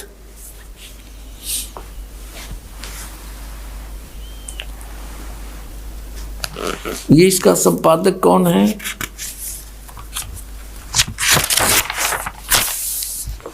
हनुमान प्रसाद पोदार, ये है इसका संपादक। और ये कहाँ से छपा है? प्रकाशक एवं मुद्रक हैं गीता प्रेस गोरखपुर, गोविंद भवन कार्यालय, कोलकाता का संस्थान। ये इनके फैक्स और फ़ोन नंबर हैं। अब इसके 98वें पृष्ठ से हम आपको सुनाएंगे। थोड़े से ही लेख में कंसेप्ट क्लियर हो जाएगा। ये रुद्र संहिता और ये 5वां अध्याय यहाँ अंत होता है। इसके लास्ट से लेंगे, इससे लिंक बन जाता है। अपने पुत्र नारद की यह बात सुनकर लोक पिता ब्रह्मा वहाँ इस प्रकार बोले। ब्रह्मा जी ने कहा, ब्रह्मन, ये 6वां अध्याय है रुद्र संहिता का शिव पुराण में। तुम सदा समस्त जगत के उपकार में लगे रहते हो। तुमने लोगों के हित की कामना से बहुत उत्तम बात पूछी है। जिस समय समस्त चराचर जगत नष्ट हो गया था, सर्वत्र केवल अंधकार ही अंधकार था, उस समय तत्सद्ब्रह्म इस श्रुति में जो सत सुना जाता है एकमात्र वही शेष था। अब 100 पृष्ठ पर आ गया। 99 पर 98 पर पढ़ दिया संक्षिप्त शिव पुराण। जिस परब्रह्म के विषय में ज्ञान और अज्ञान से पूर्ण उक्तियों द्वारा इस प्रकार विकल्प किए जाते हैं, उसने कुछ काल के बाद द्वितीय की इच्छा प्रकट की। उसके भीतर एक से अनेक होने का संकल्प उदित हुआ। तब उस निराकार परमात्मा ने, ये निराकार मानते हैं ब्रह्म को, ये ब्रह्म से शुरू होते हैं इनकी कहानी, अपनी लीला शक्ति से अपने लिए मूर्ति आकार की कल्पना की। जो मूर्ति रहित परम ब्रह्म है उसकी मूर्ति भगवान सदाशिव है। अर्वाचीन और प्राचीन विद्वान उन्हीं को ईश्वर कहते हैं।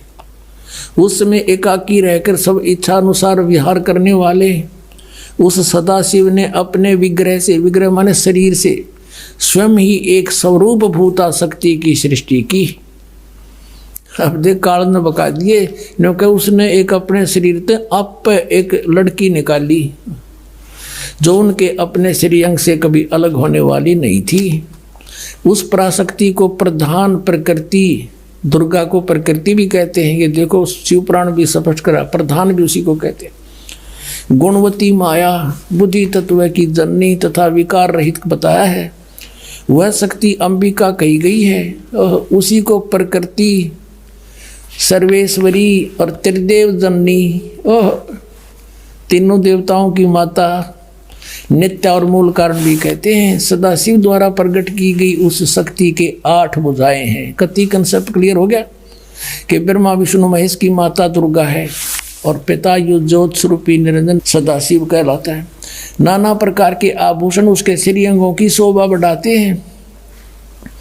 वह देवी नाना प्रकार की गतियों से संपन्न है और अनेक प्रकार के अस्त्र शस्त्र धारण करती है और एकाकिनी होकर भी वह माया संयोग वसात अनेक हो जाती है।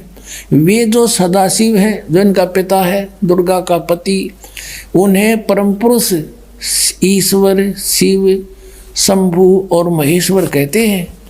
अब यहाँ देखो 101 पृष्ठ पर हम आगे रुद्र संहिता का हम ये 6वां अध्याय पढ़ रहे हैं। वे अब सदाशिव के उसके बारे में बता रहे हैं, उनको महेश्वर कहते हैं और वो अपने सारे अंगों पर भस्म रमाए रहते हैं। उन काल रूपी ब्रह्म ने स्पष्ट कर दिया, युग काल है जो महाशिव सदाशिव कहलाता है, ब्रह्मा विष्णु महेश का पिता है, दुर्गा का पति है। उन काल रूपी ब्रह्म ने, काल रूपी ब्रह्म कहो, इसको सदाशिव कहो, ये ज्योति निरंजन काल कहो, उन काल रूपी ब्रह्म ने एक इसमें शक्ति के साथ, नाथ नहीं है, शक्ति के साथ, दुर्गा के साथ शिवलोक नामक अक्षेत्र का निर्माण किया था। यानी सबसे ऊपर एक गुप्त स्थान बना रखा है इसने। उस उत्तम अक्षेत्र को काशी कहते हैं। वह परम निर्वाण तथा मोक्ष स्थान है, सबके ऊपर विराजमान है। वे प्रिय और प्रियतम रूप है, पति और पत्नी रूप में कौन? शक्ति और शिव, दुर्गा और ये काल रूपी ब्रह्म जो परमानंद स्वरूप हैं, उस मनोरम क्षेत्र में नित्य निवास करते हैं। मुने शिव और शिवा ने प्रलय काल में भी कभी उस क्षेत्र को अपने सानिध्य से मुक्त नहीं किया। ये शिव काल है, ज्योत स्वरूपी निरंजन है, शिवा ये दुर्गा है। यहाँ देखिए, देवर से एक समय आनंद वन में रमण करते हुए शिवा और शिव के मन में, दुर्गा और काल के मन में यह इच्छा हुई कि किसी दूसरे पुरुष की सृष्टि करनी चाहिए, जिस पर यह सृष्टि संचालन का महान भार रखकर हम दोनों केवल काशी में रहकर सभी इच्छा अनुसार विचरें और निर्वाण धारण करें। इन्हें फिर एक पुत्र की उत्पत्ति का विचार किया। ऐसा निश्चय करके शक्ति सहित दुर्गा के साथ सर्वव्यापी परमेश्वर शिव ने अपने वाम भाग के 10वें अंग पर अमृत मल दिया, यानी पति पत्नी व्यवहार किया। फिर तो वहाँ से एक पुरुष प्रकट हुआ। अब उसका नाम क्या रखा है न देखिएगा। अब 102 पृष्ठ पे ये संक्षिप्त शिवपुराण के रुद्र संहिता का 6वां अध्याय चल रहा है। अब कहते हैं शिव ने कहा वत्स, उसका नाम धर दिया शिव ने, काल ने। शिव ने कहा वत्स, व्यापक होने के कारण तुम्हारा विष्णु नाम विख्यात हुआ। अपने आत्माओं, परमात्मा कहा करते मोती मुक्ता दर्शत नाई, ये जग है सब अंधरे, दिखत के तो नैन चश्म इनका फेरा मोतिया बंदरे। कहते हैं मैं ऋषि कुमाऊँ थे, संस्कृत के व्याकरण मोड़ दिए बैठे रहे, सदग्रंथ को इनका समझ में आया को नहीं। ये कहो महर्षि मंडलेश्वर, अरे न कख नहीं पता ब्रह्मा विष्णु महेश की सतिथि का, अपने सदग्रंथ सिलेबस से नहीं परिचित, ये काहे के टीचर थे। यानी पूरे हमारे मानव समाज को इन्होंने काल के मुंह में ठोके रखा, गधे कुत्ते बनवा दिया, भूत बनवाया, गलत साधना बता के, गलत ज्ञान बना के बता के, और फिर श्राद्ध निकलवाने की रोजी रोटी का धंधा चला दिया। अपने सदग्रंथ इनका समझ में आए नहीं, हमारा कोल्लू बना रखा था, इन रहट बना दिया। और परमात्मा 600 वर्ष पहले बता गए थे ये बात पुण्यात्माओं। आज भगवान पहचानने में 2 मिनट लगेंगे, जरा सी बुद्धि से काम लोगे और निष्पक्ष भाव से सोचोगे। मान बढ़ाई नहीं, ईर्षा नहीं होनी चाहिए, क्योंकि इसमें विरोध कौन पैदा कर सकते हैं। जिनकी रोजी रोटी चल रही है उन आचार्यों की, या कोई गुरु पद पर विराजमान है, पर जनता शिक्षित है, उनकी एक नहीं चल रहे, वो आखिर में अपने मुंह की खानी पड़ेगी इन सबको जो बकवाद करेंगे। अब यहाँ स्पष्ट हो गया कि विष्णु जी की उत्पत्ति दुर्गा और काल से हुई, ये इनके माता पिता हैं। अब ब्रह्मा की उत्पत्ति देखो, ये 103 पृष्ठ पे, 102 पर हमने पढ़ा था, 103 पृष्ठ पे रुद्र संहिता, और यहाँ 6वां अध्याय समाप्त हो गया ये विष्णु जी का नाम बता के। और अब हम यहाँ आगे 7वां अध्याय, ब्रह्मा जी बता रहे हैं आगे। देव ब्रह्मा जी कहते हैं देव से नारद को बता रहे हैं, तत्पश्चात कल्याणकारी परमेश्वर सांब सदाशिव ने, काल ने दुर्गा के साथ जैसे विष्णु उत्पन्न किया, पूर्ववत पर प्रयत्न करके मुझे अपने दाहिने अंग से उत्पन्न कर दिया। अपने आत्माओं, यहाँ ये अनुवाद करता शर्मा गया। शिव जी का पुजारी होगा कि शिव जी थे, शिव जी की उत्पत्ति कैसे दिखाऊं, यहाँ तक कर गया गोलमोल। और दिखाएंगे आपको, कहते चोर चुरावे तू बड़ी, वो गड्ढे पानी में, वो गड्ढे हुआ ऊपर आवे ना, सच्चाई छनी ना। अब देखो यही रुद्र संहिता का, रुद्र संहिता हम पढ़ रहे हैं, और ये संक्षिप्त शिवपुराण 110 पृष्ठ पे यहाँ लिखा है कि इस प्रकार ब्रह्मा विष्णु तथा रुद्र इन 3 देवताओं में गुण हैं, परंतु शिव गुणातीत माने गए हैं। अब ब्रह्मा विष्णु रुद्र यु शंकर, ये तो हो गए 3, और इन तो चौथा यु, इन मत गुण है, रजगुण ब्रह्मा, सतगुण विष्णु, तमगुण शिव शंकर, और यो शिव कहते गुणातीत माने गए। अब गए ना 4 हो गए बड़े यहाँ पर, और अच्छा कंसेप्ट क्लियर होगा, दिखाते हैं आपको। इसी शिव पुराण के 24-25 पृष्ठ पर आपको दिखाते हैं। एक समय ब्रह्मा जी और विष्णु जी का इस बात पर युद्ध हो गया। ब्रह्मा जी को भ्रम था कि मैं सृष्टि उत्पत्ति करता हूँ, विष्णु जी को भ्रम था कि मैं, मेरे नाभि कमल से ब्रह्मा की उत्पत्ति हुई है, यो मेरा पुत्र है। इससे बात पर कहा सुनी युद्ध हो गया कि मैं, तू मेरा बेटा, उन्होंने कहा मैं तेरा बेटा। उसके उस समय इस काल भगवान इनके पिता ने इनके बीच में एक शिवलिंग खड़ा कर दिया, तेजों में स्वतंभ। तो ये युद्ध छोड़ के उसके और छोड़ जानने लगे। फिर इनको वो खुद आ गया, शिव रूप में प्रकट हो गया। इसने प्रतिज्ञा कर रखी है कि मैं अपने वास्तविक रूप में कभी किसी को दर्शन नहीं दूंगा। किसी को अपने पुत्र शिव के रूप में, किसी को ब्रह्मा के रूप में, किसी को विष्णु के रूप में दर्शन दे जाता है। और वो साधक ये सोचते हैं कि ये हमारे साथ रहते हैं, ये देवता यही सर्वशक्तिमान है, साधना करते यही प्रकट होते हैं। और होता था उनकी साधना से वो काल, और वो प्रकट, वो अपना वास्तविकता बताता नहीं।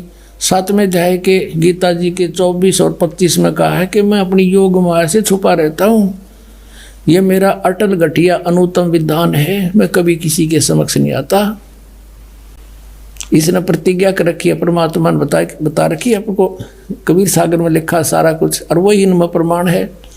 अब उसमें यू आ गया इनके बीच में और कहा, और के ज्ञान दिया उनको, देखिए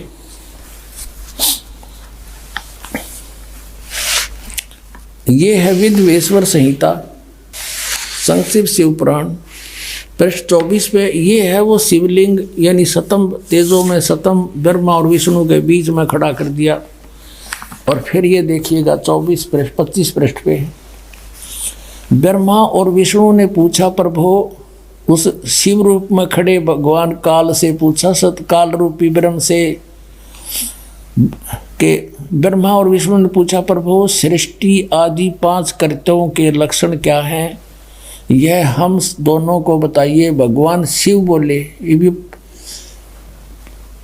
अनुवाद करता तो शिव कहेगा था वो काल इनका पिता।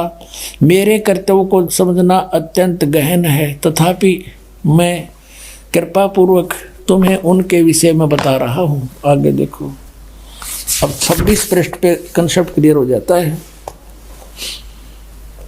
ये 26 पृष्ठ पे शिव पुराण का, यहाँ देखिएगा।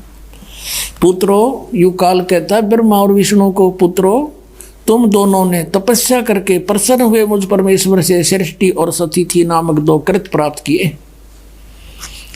और ये दोनों तुम्हें बहुत प्रिय हैं। इसी प्रकार मेरी विभूति स्वरूप रुद्र और महेश्वर ने, ये ने है मैं नहीं है, 2 अन्य उत्तम कृत्य संहार और तिरोभाव मुझसे प्राप्त किए हैं।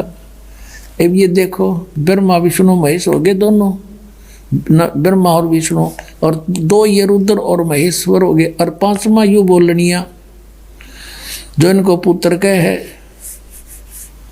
और परंतु अनुग्रह करते दूसरा कोई नहीं पा सकता।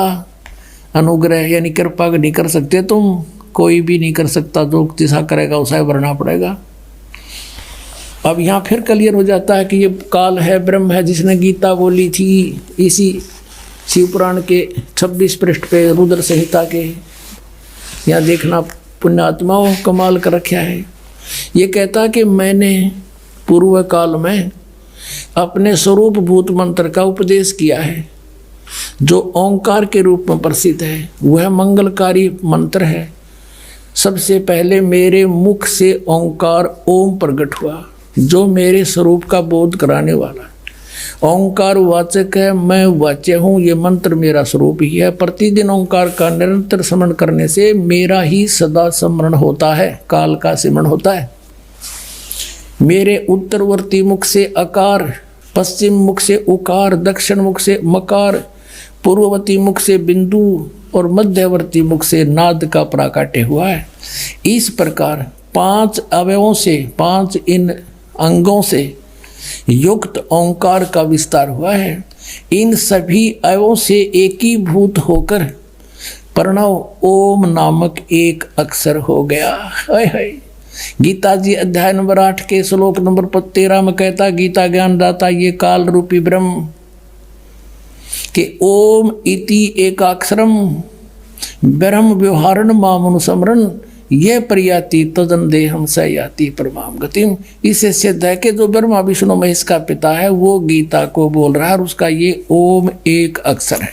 अपने आत्माओं, परमात्मा ने 600 वर्ष पहले बताया था, धर्मदास ये जग बोरा ना, कोई न जाने पद निर्वाणा, यही कारण मैं कथा पसारा, सबसे कहिए एक राम नियारा। अब अपनी महिमा आप ही बता रहे हैं। अब मैं तुमसे कहूँ चिताई, तेरे देव की उत्पत्ति भाई, कुछ संक्षेप कहूँ गहुराई, सब सन से तुम्हारे मिट जाई। कहते हैं माँ अष्टंगी पिता निरंजन, ये जमदारुण वंशन अंजन, पहले कीन निरंजन राई, पीछे से माया उपजाई।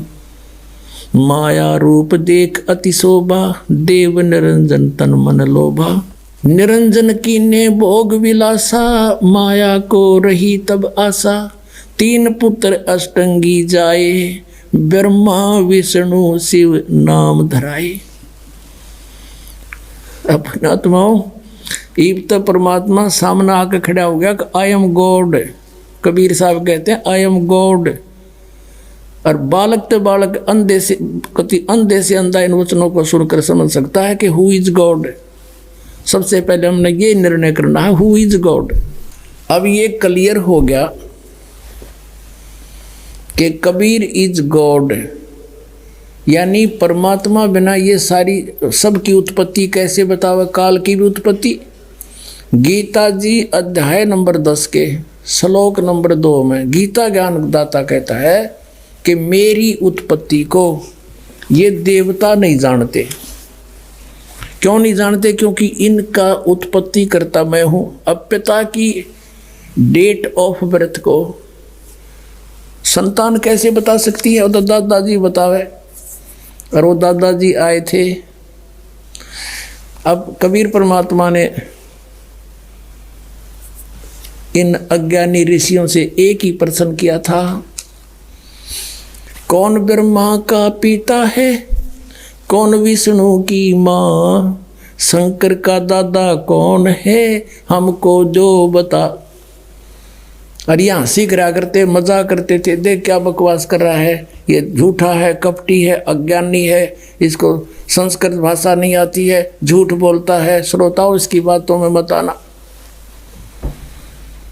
और परमात्मा कहा करते, निरंजन धन तेरा दरबार, निरंजन धन तेरा दरबार, जहाँ पर तनिक ना न्याय विचार, वैसा ओढ़े मुल मुल खासा, गल मोतियों के आर, वैसा ओढ़े मुल मुल खासा, गल मोतियों के आर, पति भरता को मिले न खादी, वो सूखा नरस आहार, निरंजन धन तेरा दरबार, निरंजन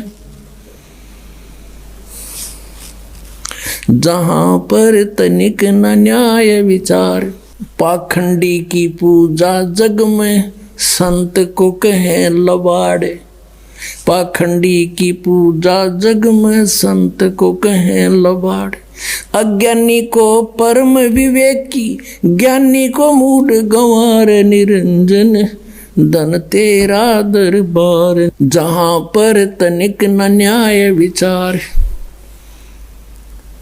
कहे कबीर सुनो भाई साधो, यहाँ सब उल्टा व्यवहार, कहे कबीर सुनो भाई साधो, यहाँ सब उल्टा व्यवहार, सच्चों को तो ये झूठा बतावें, इन झूठों का एतबार, निरंजन धन तेरा दरबार, निरंजन धन तेरा दरबार, जहाँ पर तनिक न न्याय विचार।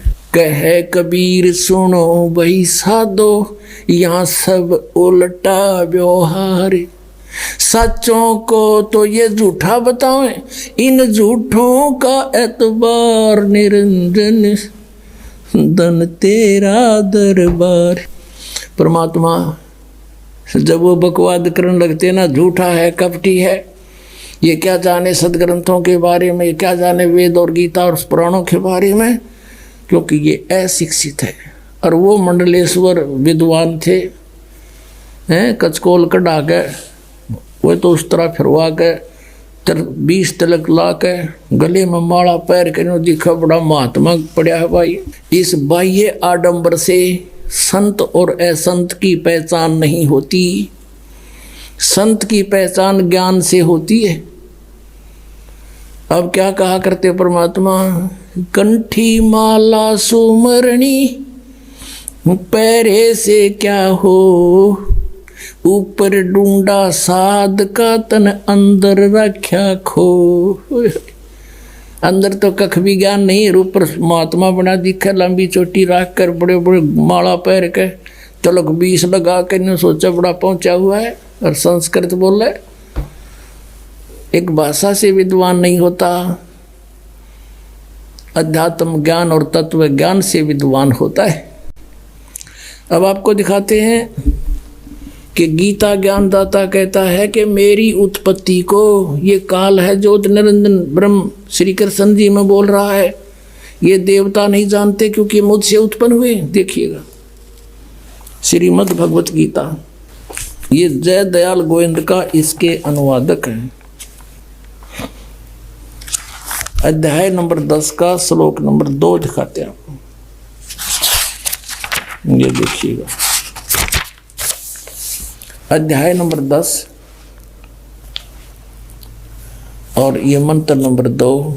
इसमें क्या कहा कि मेरी उत्पत्ति को, इससे सिद्ध है गीता ज्ञान दाता ब्रह्म काल की उत्पत्ति तो हुई है, जन्म तो हुआ है। न देवता लोग जानते हैं और न महर्षि जन जानते हैं, क्योंकि मैं सब प्रकार से देवताओं का और महर्षियों का आदि कारण हूँ, यानी मुझसे ही इनकी उत्पत्ति हुई है। अपने आत्माओं परमात्मा ने 600 वर्ष पहले कहा था, गुण तीनों की भक्ति में ये भूल पड़ो संसारे, कहे कबीर निज नाम बिना कैसे उतरो पारे। 3 देव की जो करते भक्ति, उनकी कदे ना होवे मुक्ति। उस समय तो परमात्मा का इतना जबरदस्त विरोध करवा दिया था इन अज्ञानियों ने कि मारो मारो, यो ब्रह्मा विष्णु महेश को पूजा के योग नहीं बता रहा है। पुण्यात्माओं, आज हमारे सदग्रंथ वही गवाही दे रहे हैं। पवित्र श्रीमद् भगवत गीता अध्याय नंबर 7 के श्लोक 12 से लेकर 15 में, 20 से लेकर 23 में, इन श्लोकों में कति कंसेप्ट क्लियर हो रहा है। आपको दिखाते हैं। आपको सबसे पहले तो ये कंसेप्ट क्लियर करते हैं कि 3 गुण क्या है। पुण्यात्माओं, ये अमर कथा है। ये तो हमने कदे सपने में भी सुनने ना मिला, जदाता दया ना करते युग हमारे पास आन देता ही समृत ज्ञान को। ने जय गणेश देवा, माता थारी पार्वती, पिता माँ देवा, ये रटवाएं जानते हमारे पे। और किता इधर उधर को तीर्थ व्रता पर घुमाते रहते, जबकि श्रीमद् भगवत गीता में कितना तीर्थ जान का प्रावधान नहीं है। तो हम शास्त्र भी गीता का मनमान आचरण करते हैं तो हमें हानि होगी। गीता जी अध्याय नंबर 16 के श्लोक नंबर 23 में स्पष्ट किया है। तो पहले हम करते हैं कि तीनों गुण क्या है। ये देखिएगा मार्कंडेय पुराण, ये मार्कंडेय पुराण और गीता प्रेस गोरखपुर से प्रकाशित है। ये मार्कंडेय पुराण ये कहाँ से छपी है ये देखिएगा। प्रकाशक एवं मुद्रक हैं गीता प्रेस गोरखपुर, गोविंद भवन कार्यालय कोलकाता का संस्था। ये इनके फैक्ट्स और फॉर्मूले। इसके 123 पृष्ठ पर हम आते हैं। ये देखिएगा 122 पृष्ठ पे मार्कंडेय, संस्कृत मार्कंडेय पुराण, और यहाँ है मार्कंडेय जी बोले मुने। ये मार्कंडेय जी का प्रकरण चल रहा है, ये समझ लो। अब हम 123 पृष्ठ पे के सामने आ जाते हैं, घनी दूर नहीं जाते, यहाँ जाओ 123 पृष्ठ पे। इस तरह स्वयंभू परमात्मा की 3 अवस्थाएं होती हैं। रजगुण प्रधान ब्रह्मा, तमगुण प्रधान रुद्र, सतगुण प्रधान विश्वपालक विष्णु है। यही 3 देवता हैं और यही 3 गुण हैं। अब कोई कच्ची बात नहीं रही, कति स्पष्ट हो गया कि रजगुण ब्रह्मा, सतगुण विष्णु, तमगुण शिव जी, यही 3 गुण कहलाते हैं और यही 3 देवता हैं। फिर भी हम और कंसेप्ट कति क्लियर कराएंगे। ये देखिएगा, ये है मुंबई से प्रकाशित एक देवी भागवत, यानी श्री देवी मद देवी भागवत देवी पुराण।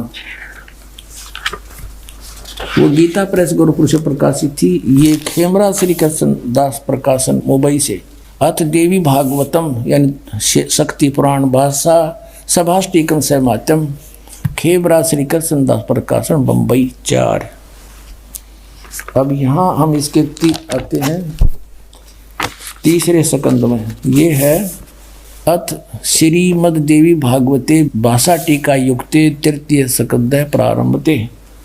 अब हम इसके 11 पृष्ठ पर आपको पढ़कर दिखाएंगे।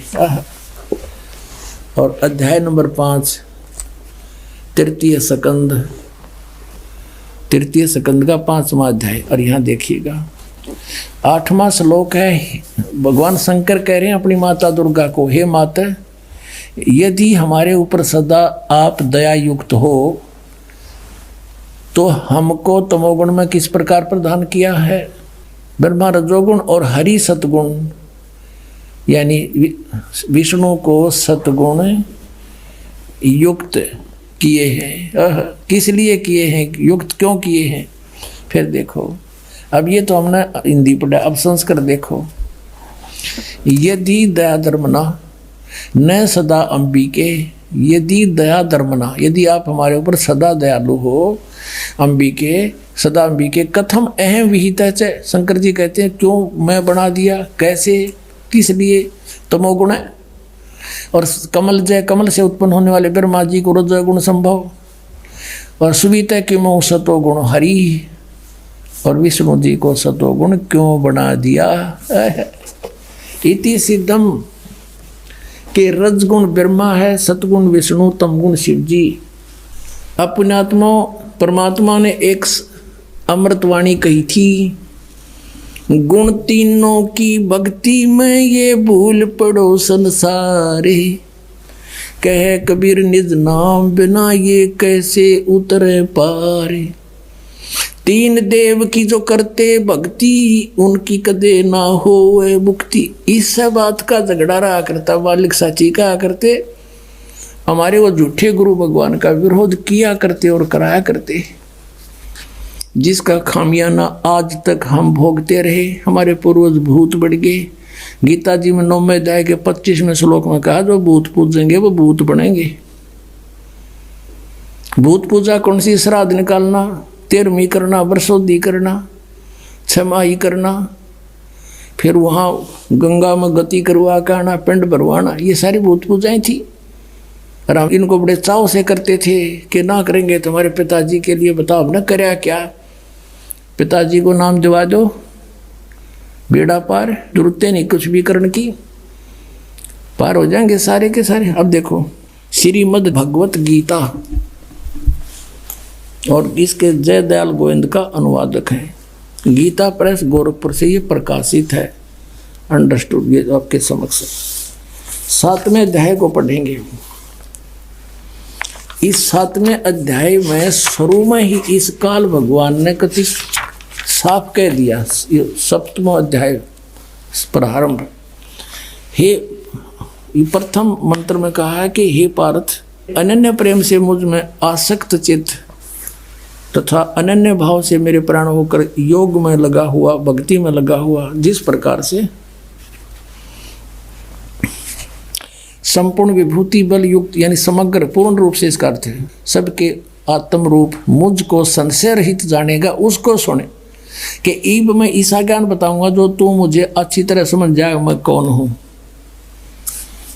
और फिर दूसरे मंत्र में कहा है 7वें अध्याय के दूसरे श्लोक में कि मैं तेरे लिए इस विज्ञान सहित तत्व ज्ञान को, इस ज्ञान को पूर्णतः कहूँगा, और जिसको जानकर संसार में फिर कुछ भी जानने योग्य शेष नहीं रह जाता। कमाल कर दिया कति। अब देखो, अब हम इसी के 12वें श्लोक से शुरू करेंगे, 7वें अध्याय के 12वें श्लोक से। अब यहाँ से यहाँ कहता ये गीता ज्ञानदाता और भी जो सतगुण से उत्पन्न होने वाले भाव हैं, सतगुण से सतीथि, रजगुण से उत्पत्ति, तमोगुण से सहार, तो सतगुण से होने वाले भाव हैं, और जो रजोगुण तथा तमोगुण से होने वाले भाव हैं, उन सब को तो मुझसे ही होने वाले हैं ऐसा जान, परंतु वास्तव में उनमें ये मैं और वे मुझ में नहीं है।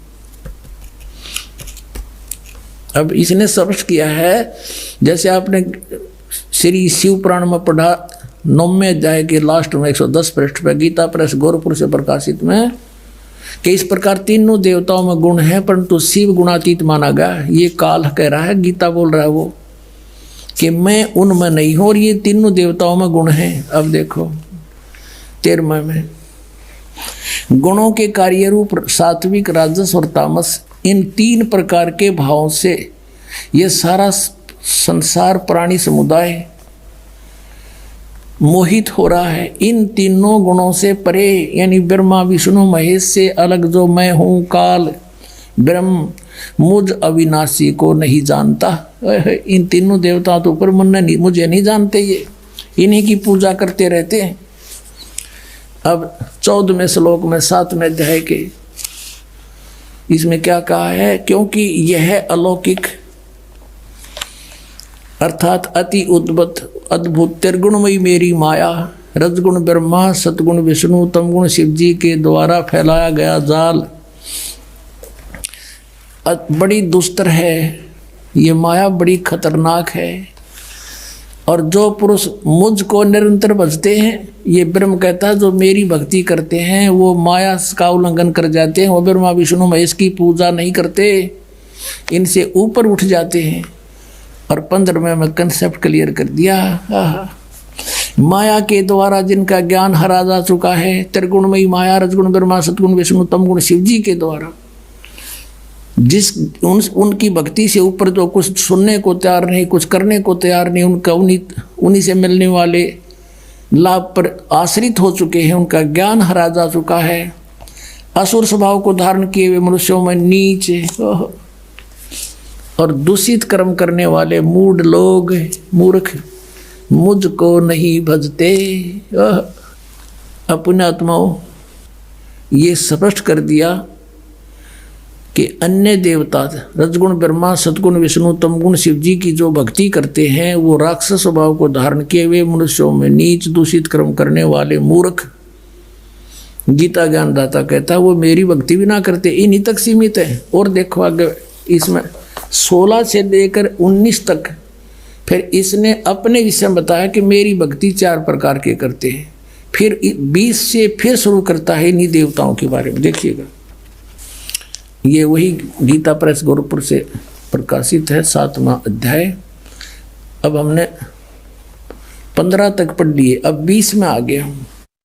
उन भोगों की कामना द्वारा जिनका ज्ञान हरा जा चुका है, जो 15वें श्लोक में गया 7वें अध्याय के में, अपने स्वभाव से प्रेरित होकर उस नियम का धारण करके वो अन्य देवताओं को भजते अर्थात पूजते हैं। ब्रह्मा विष्णु महेश ये तीनों गुण अन्य देवताओं में आते हैं। अब यहाँ देखो 21वें का 7वें अध्याय का 21वां श्लोक, जो सकाम भक्त जिस देवता के स्वरूप को श्रद्धा से पूजना चाहता है, उस भगत की श्रद्धा को मैं उसी देवता के प्रति स्थिर करता हूँ। जैसे कोई विष्णु जी को पूजता है तो स्वयं आ जा विष्णु रूप धारण कर उसने तथास्तु कर जाए, का देसी दे जाओ खिलौने खेल लें जा। फिर अब 22 में देखो, वह साधक वह पुरुष श्रद्धा से युक्त होकर उस देवता को पूजन करता है और उस देवता से मेरे द्वारा ही विधान किए हुए उन इच्छित भोगों को निस्संदेह प्राप्त करता है। कहता है उन जो अन्य देवता हैं ब्रह्मा विष्णु महेश, इनको मन ने एक एक विभाग दे रखा है, वो शक्ति मेरी तय काम कर रहे हैं। इसका अर्थ ये है, अब 23 में 7वें अध्याय के 23 में स्पष्ट कर दिया है, परंतु अब 7वें अध्याय का 23 में स्पष्ट कर दिया है, परंतु उन अल्प बुद्धि वालों का, अल्प बुद्धि माने मूर्खों मंद बुद्धि वालों का वह फल नाशवान है। देवताओं को पूजने वाले देवताओं को प्राप्त होते हैं, वही और मेरे भक्त मुझको ही प्राप्त होते हैं। इन्होंने ये डंगा डाल दिया, चाहे जैसे ही भजे, चाहे कोई बात हुई। गीता जी कहता है कि एक मेरा तो एक वो मंत्र, उसके अतिरिक्त कुछ भी नथिंग एल्स, ये इन्होंने आप पढ़ा दिया, चाहे जैसे भी भजे, हरे राम हरे कृष्ण करें। इनका उद्देश्य ये है यहाँ डंगा डाण का, मेरे भक्त मुझको ही प्राप्त होते हैं, इतना सा बात है। अपने आत्माओं रजगुण ब्रह्मा, सतगुण विष्णु, तमगुण शिव जी ये अन्य देवताओं में आते हैं और शास्त्र विधि को त्याग कर जो मनमाना आचरण करते हैं उनको कोई लाभ नहीं होता। 16वें अध्याय के 23वें श्लोक में कहा है। अब यहाँ थोड़ा सा कंसेप्ट और क्लियर करते हैं। अब जैसे 16वें अध्याय के 23वें श्लोक में ये कहा कि शास्त्र विधि को त्याग कर जो मनमाना आचरण करते हैं उनको कुछ भी लाभ नहीं होता, ना उनकी गति हो, ना उनको कोई सुख हो और ना उनकी कोई सिद्धि प्राप्त हो, यूजलेस। फिर क्या फायदा उस भक्ति का। और देखिएगा इन तीनों देवताओं की भक्ति भी शास्त्र विधि त्याग का मनमाना आचरण है। ये देखिएगा यही गीता प्रेस गोरखपुर से प्रकाशित है। 16वें अध्याय का 23वां श्लोक दिखाते हैं। ये 16वां अध्याय और इसका 23वां श्लोक यहाँ पर है। जो शास्त्र विधि को त्याग कर अपनी इच्छा से मनमाना आचरण करते हैं वह न सिद्धि को प्राप्त होता है, न परम गति को, और न सुख को ही। यूजलेस। अब यहाँ 24वें श्लोक में 16वें अध्याय में कहा है, इससे तेरे लिए कर्तव्य और अकर्तव्य की व्यवस्था में शास्त्र ही प्रमाण है। यानी जो सदग्रंथों में विधि लिखी वही करना, और किसी की दंत कथा से हरे राम कृष्ण कृष्ण राधे राधे ये नहीं करना। ऐसा जानकर शास्त्र विधि से नियत कर्म करने योग्य हैं, और यानी शास्त्र के अंदर जो वर्णन है वही करना। अब देखो अब पुण्यात्माओं 17वें अध्याय में अर्जुन ने पूछा कि भगवान जो शास्त्र विधि त्याग का जो मनमाना आचरण करते हैं वो कैसे स्वभाव के होते हैं। देखिएगा अब शपथ 10वां अध्याय, अब 16वें अध्याय के 23-24 अंतिम मंत्र हैं। उनमें बता के शास्त्र विधि त्याग का मनमाना जो आचरण करते हैं उनको कुछ भी लाभ नहीं हो। तो अर्जुन ने पूछा, क्योंकि अर्जुन उसको कृष्ण मान रहा है, श्री कृष्ण में बोल रहा था वो ब्रह्म, हे कृष्ण जो मनुष्य शास्त्र विधि को त्याग करे और श्रद्धा से युक्त देव आदि का पूजन करते हैं। अब जो के जो शास्त्रीय विधि त्याग कभी कुछ जिसकी जो पूजा करते हैं उनकी स्थिति कौन सी है, सात्विक है अथवा राजसी या तामसी। अब यहाँ उत्तर देता है गीता ज्ञानदाता दूसरे श्लोक में 17वें अध्याय के में, मनुष्यों की वह शास्त्रीय संस्कारों से रहित केवल स्वभाव से उत्पन्न श्रद्धा, शास्त्रों से हटकर मनमानी जो श्रद्धा है वह सात्विक, राजसी और तामसी ये 3 प्रकार की होती है। उसको मुझसे सुन। अब ये दास आपको इसमें तो आपका समझ में आओ नहीं, क्योंकि ये तो पढ़ते आपने 5500 वर्ष हो गए, ये समझ में आओ तो फिर बात तय की थी। अब दास बताओगा इसमें क्या है कि शास्त्र विधि त्याग का मनमाना आचरण तो कंडम बता दिया, यूजलेस। फिर भी पूछा कि वो करे हैं, वो होश है किसी स्वभाव के जो देवताओं की पूजा करते हैं ना, शास्त्र विधि त्याग कर डोहे तो वो डरे हैं, लेकिन वो अच्छी आत्मा होती है जो देवताओं तक सीमित है और बकवाद नहीं करते। वो अन्य देवताओं की पूजा करते हैं, कोई विष्णु की, कोई शिव की, हैं इनकी ब्रह्मगते करते नहीं, या कोई और देवी देवी की, जैसे कोई तो कांगड़ा वाले की तो फलाने वाली की, कहते हैं तो यूजलेस, पर इनका स्वभाव है अच्छी आत्मा तो देवताओं की पूजा करते हैं, और जो दूसरे हैं वो जंतर मंत्र करने वाले, ये भूत प्रेत की दाढ़े ढूढ़े लानी है, ये तामसी वृत्ति के लोग होते हैं। ये बकवादी भैरव भूत ने पूजे हैं, दारू पीऊँ और मांस खाओ न को वो भैरव बोलूँ हूँ, जो बोतल चढ़ा दो, पीओ बोतल खाओ, मांस निकम्मे हो रहा बर्बाद करें।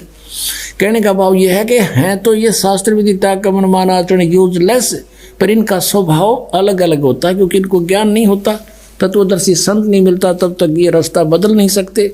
फिर बताया कि जो देवताओं की पूजा करते हैं शास्त्र विधि त्याग के है तो यूजलेस, लेकिन वो सात्विक व्यक्ति के होते, अच्छी आत्मा होती है, और जब उनको जो है ज्ञान हो जाएगा तब वो अपना रास्ता चेंज कर सकते हैं, और जो तामसी व्यक्ति के हैं वो नहीं जल्दी से समझते। अब यहाँ गीता जी अध्याय नंबर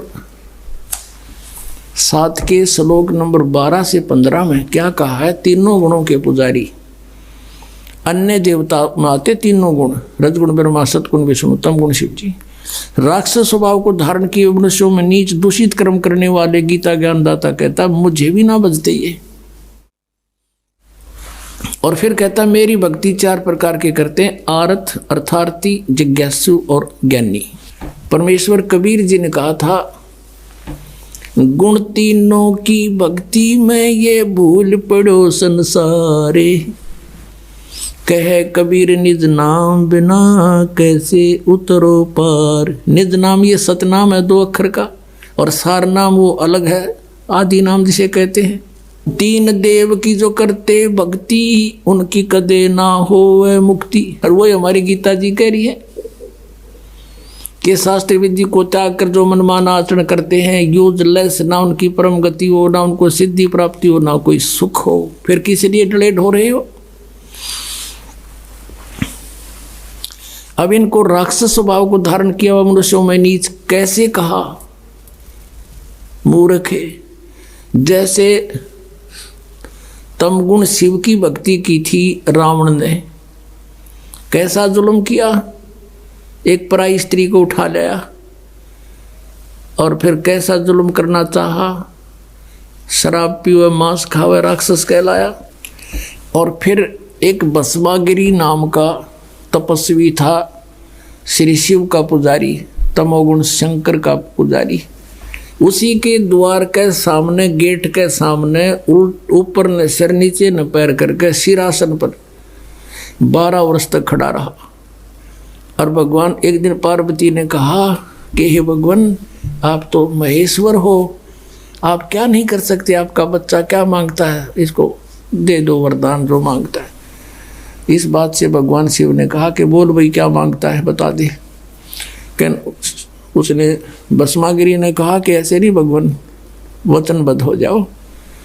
भगवान शिव ने सोचा कि मांगेगा, एक सिद्धि मांग लेगा, दे दूंगा। कहा ठीक है, तथास्तु, वचनबद्ध हो गया, खड़ा हो गया तुरंत और कहने लगा आप अपना ये भस्म कड़ा दे दो। भगवान शिव ने एक भस्म कड़ा हाथ में पहन रखा था और उसमें ऐसी शक्ति थी कि किसी के सिर पे रख कर यूं कर दे, सिर की तरफ के भस्म कर देता था, उसको मार डालता था, जला देता था।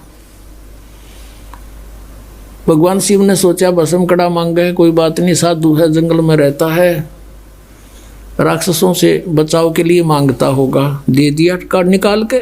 और ज्यों ही उसके हाथ में वो कड़ा आया, वो तमोगुण पुजारी उसी समय आंख बदल गया और कहने लगा शिव जी होले होशियार, अब यह तेरी साथ से तुझे मारूंगा, पार्वती को पत्नी बनाऊंगा मैं, इसी उद्देश्य से ये भक्ति कर रहा था तेरी। देखो, हम शिव जी ने अंतर्यामी कहा करते, अजरो अमर अविनाशी कहा करते थे और इस डर से भगवान शिव भाग लिए। आगे आगे भगवान, पाछे पाछे पुजारी, जा खखाट उठा।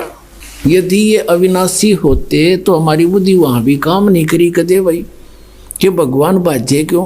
तो ये कह दिया करते हमने मूर्ख पुराण खाते तो लीला करे थे, यह टट्टू लीला थी, सांस चढ़ रहे। वाह भाई वाह। अब इनकी रक्षा भी परमात्मा ही करते।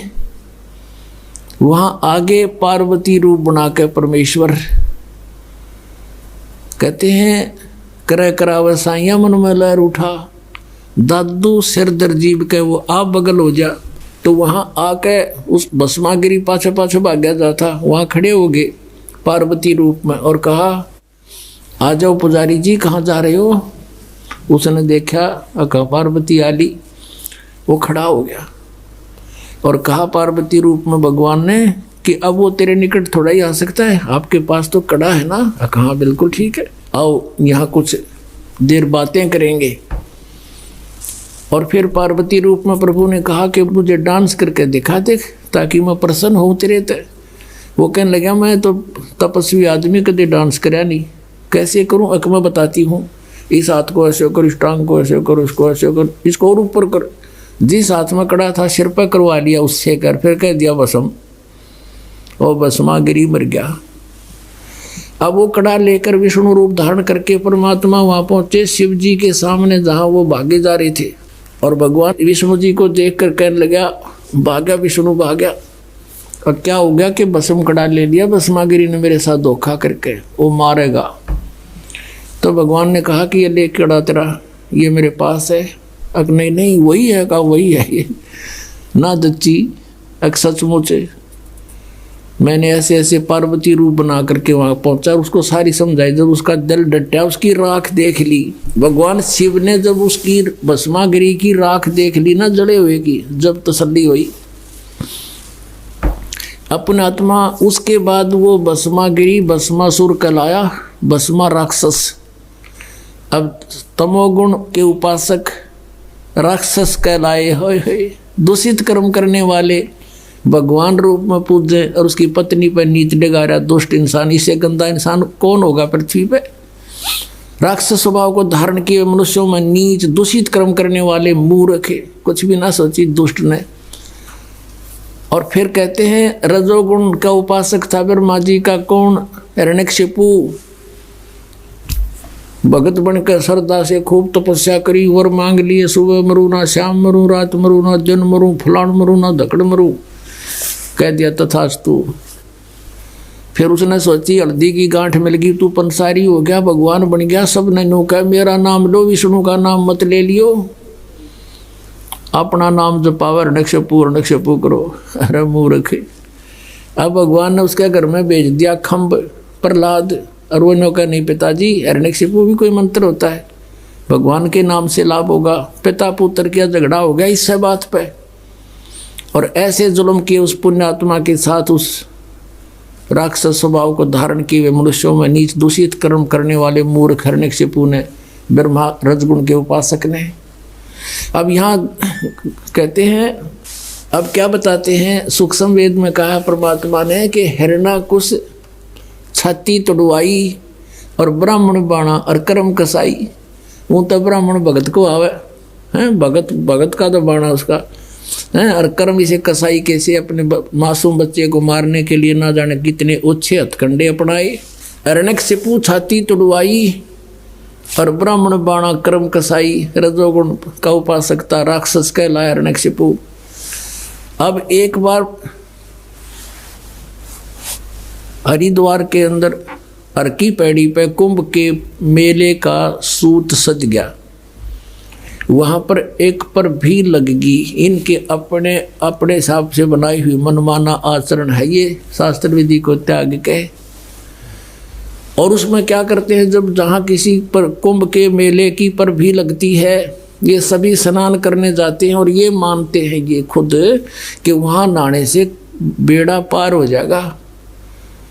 उनका बेड़ा पार तो यानी बेड़ा गर्क जरूर हो गया। अब सुनाता हूँ।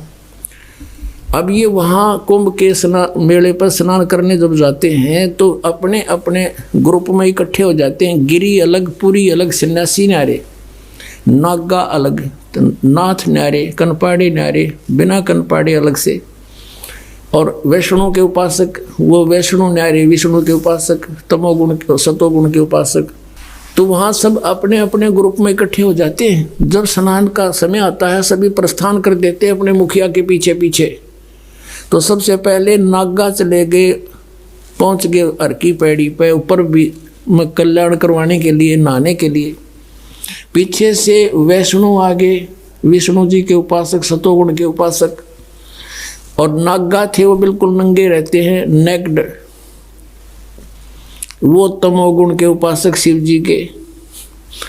पीछे से विष्णु उपासकों ने, सतोगुण के उपासकों ने कहा कि ए नागाओ, हम सर्वश्रेष्ठ हैं, हम प्रथम स्नान करेंगे, तुम बाहर आ जाओ, पहले नहीं नहाओगे तुम। अब वो नागाओं ने कहा कि हम सर्वश्रेष्ठ हैं, हम त्यागी और वैरागी हैं, हम कोई कपड़ा भी नहीं रखते तर पर, हम सबसे प्रथम नहाएंगे, हम सर्वश्रेष्ठ हैं। वैष्णु साधु कहने लगे, शरण फड़ो, तुम टट्टी के हाथ भी ना धोते, पशु की तरह नंगे फिरो, तुम कहे कि श्रेष्ठ हो, बाहर मरो, हम नहाएंगे पहले। अब वहाँ बैठ गए तीनों गुण। अब उसी समय इनका जूत बाज गया, नाना भी भूल गए, भगवान भी भूल गए, हर की पैड़ी भी याद ना रही इनकर, पर भी भूल गए। 25,000 ये त्रिगुण उपासक, इन तीनों भगवानों के उपासक वाकट का मर गए, कत्लेआम कर दिया, गंगा का पानी लाल कर दिया, लाश बहती जाओ उनमें, और तेरा गजब हुई। इसके बारे में परमात्मा ने कहा है कि तीर तुपक तलवार कटारी ये जम दड़जोर बधावे हैं, हर पैड़ी हर हेत ना जाना, और वहाँ जा तेग चलावे हैं, काटे शीस नहीं दल करुणा, ये जग में साध को आवे हैं, और जो जन इनके दर्शन को जावे उनको भी नरक पठावे हैं। हे भगवान, पुण्यात्माओं, हम कति अंधे कर रखे थे इस काल ने। हम इन महात्मा मान्या करते इसे जुल्म करनिया ने। अब कहते काटे शीश नहीं दिल करुणा, इतनी भी दया नहीं, और कत्लेआम कर डाला, छोरी गपो दे हैं, तलवार ते काट कर बड़कियाँ खा ली एक दूसरे ने। ये है और तीनों गुणों के उपासक राक्षस स्वभाव को धारण किए मनुष्यों में नीच दूषित कर्म करने वाले मूर्ख। ये पुण्यात्माओं दास नहीं कह रहा, ये इनका इतिहास कह रहा है। श्रीमद् भगवत गीता बता रही है। और 600 वर्ष पहले परमात्मा बता रहे थे, परमेश्वर कबीर साहब, गुण तीनों की भक्ति में ये भूल पड़ो संसार, कह कबीर निज नाम बिना ये कैसे उतरे पार। तीन देव की जो करते भक्ति, उनकी कदे ना होवे मुक्ति। बोलो सतगुरुदेव। भजन करो उस रब का जो दाता है कुल सब का, भजन करो उस रब का जो दाता है कुल सब का। वो कौन है? वो कबीर देव है। बोलो सतगुरुदेव।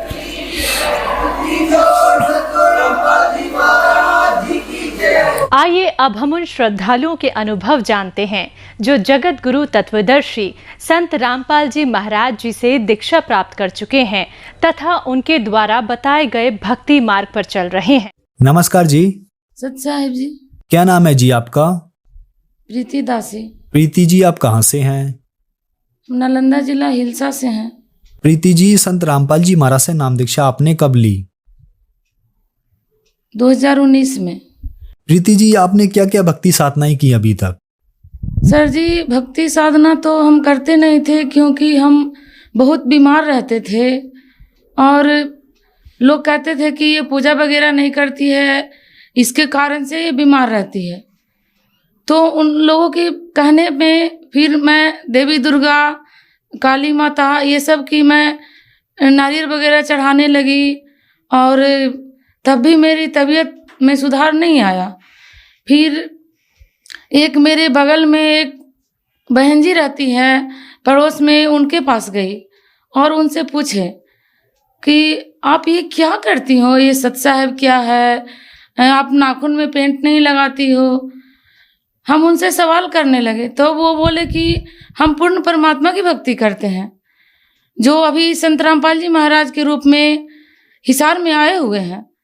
तो हम बोले कि बहन जी आप ऐसा कीजिए, हमको तो डॉक्टर ने जवाब दे दिया है और हम ठीक होना चाहते हैं, क्या वो मेरी कैंसर जैसी बीमारी ठीक कर देंगे? तो हम उस समय हम करीब करीब लगभग में 20 डॉक्टर के पास गए। जैसे में IGMS हो गया, एक कंकड़बाग में संतोष डॉक्टर हैं, उनके पास गए। वो भी बोले कि एक बार तो आपको ऑपरेशन करवा चुके हैं, फिर दोबारा से आपको ऑपरेशन इस चीज़ का नहीं हो सकता। फिशर था हमको, वो कैंसर का रूप होता है, और बोले कि इस चीज़ का ऑपरेशन आपको नहीं होगा, ये लाइलाज बीमारी है, आप ज़्यादा से ज़्यादा 6 महीना और जी सकती हैं, और जब तक कि आपको दवा खाना होगा। ना हमको बैठने में बनता था, हम लेटे रहते थे, दर्द से कराते रहते थे। फिशर एक ऐसी बीमारी है जिसमें एनी टाइम पेन होते रहता था, हमको बहुत दर्द होता था। उस समय हमको कुछ समझ में नहीं आता था कि हम क्या करें, एकदम दर्द से हम मतलब कि कुछ होश हवास में नहीं रहते थे दर्द के कारण। तो जब वो बहन जी से बात किए तो बहन जी बोले कि आप ना पूर्ण परमात्मा की भक्ति करो, आप पूर्ण परमात्मा की भक्ति करो, वो कैंसर का बाप भी ठीक करते हैं, आप उनके शरण में जाओ। तो बोले कि आप हमको ले चलिए, कहाँ जाना है? तो वो बोले कि नामदान सेंटर है पटना में, जत डुमरी। तो हम बोले हमको वहाँ ले चलिए और परमात्मा से नाम उपदेश दिलवाइए। तो उन्होंने हमको ज्ञान गंगा पुस्तक दी। तो ज्ञान गंगा पुस्तक, हम उस अवस्था में नहीं थे कि हम ज्ञान गंगा पुस्तक को पढ़ सकते थे।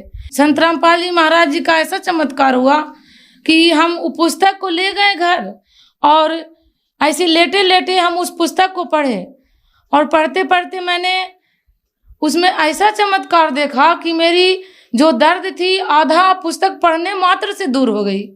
उसके बाद हम फिर उनके पास गए, मैं जो बहन जी थी बगल में उनके पास फिर गए, तो उन्होंने एक पुस्तक और दी, जीने की राह, और बोले कि आप इसे भी पढ़ लो क्योंकि ज्ञान होना बहुत ज़रूरी है। उसके बाद जब हम पुस्तक पढ़े तो संत रामपाल जी महाराज का ऐसी दया हुई कि हमको बहन जी नाम उपदेश लेने के लिए यहाँ डुमरी हॉल लेके आई। वहाँ जाके मैंने संत रामपाल जी महाराज जी से नाम उपदेश लिया। प्रीति जी, आपकी जो परेशानियां थी, आपकी जो बीमारियां थी, क्या संत रामपाल जी महाराज से नाम दीक्षा लेने के बाद आपकी बीमारी या परेशानियां ठीक हुई? सर जी, बीमारी का तो नामो निशान नहीं है मेरे पास। जैसे लगता है कि हम कभी बीमार ही नहीं थे। संत रामपाल जी महाराज की ऐसी दया हुई कि हम आज स्वस्थ हैं। और मेरी बीमारी फीसर थी जो कि कैंसर का रूप होता है, और डॉक्टरों ने हमको तो जवाब दे दिया था कि जाओ।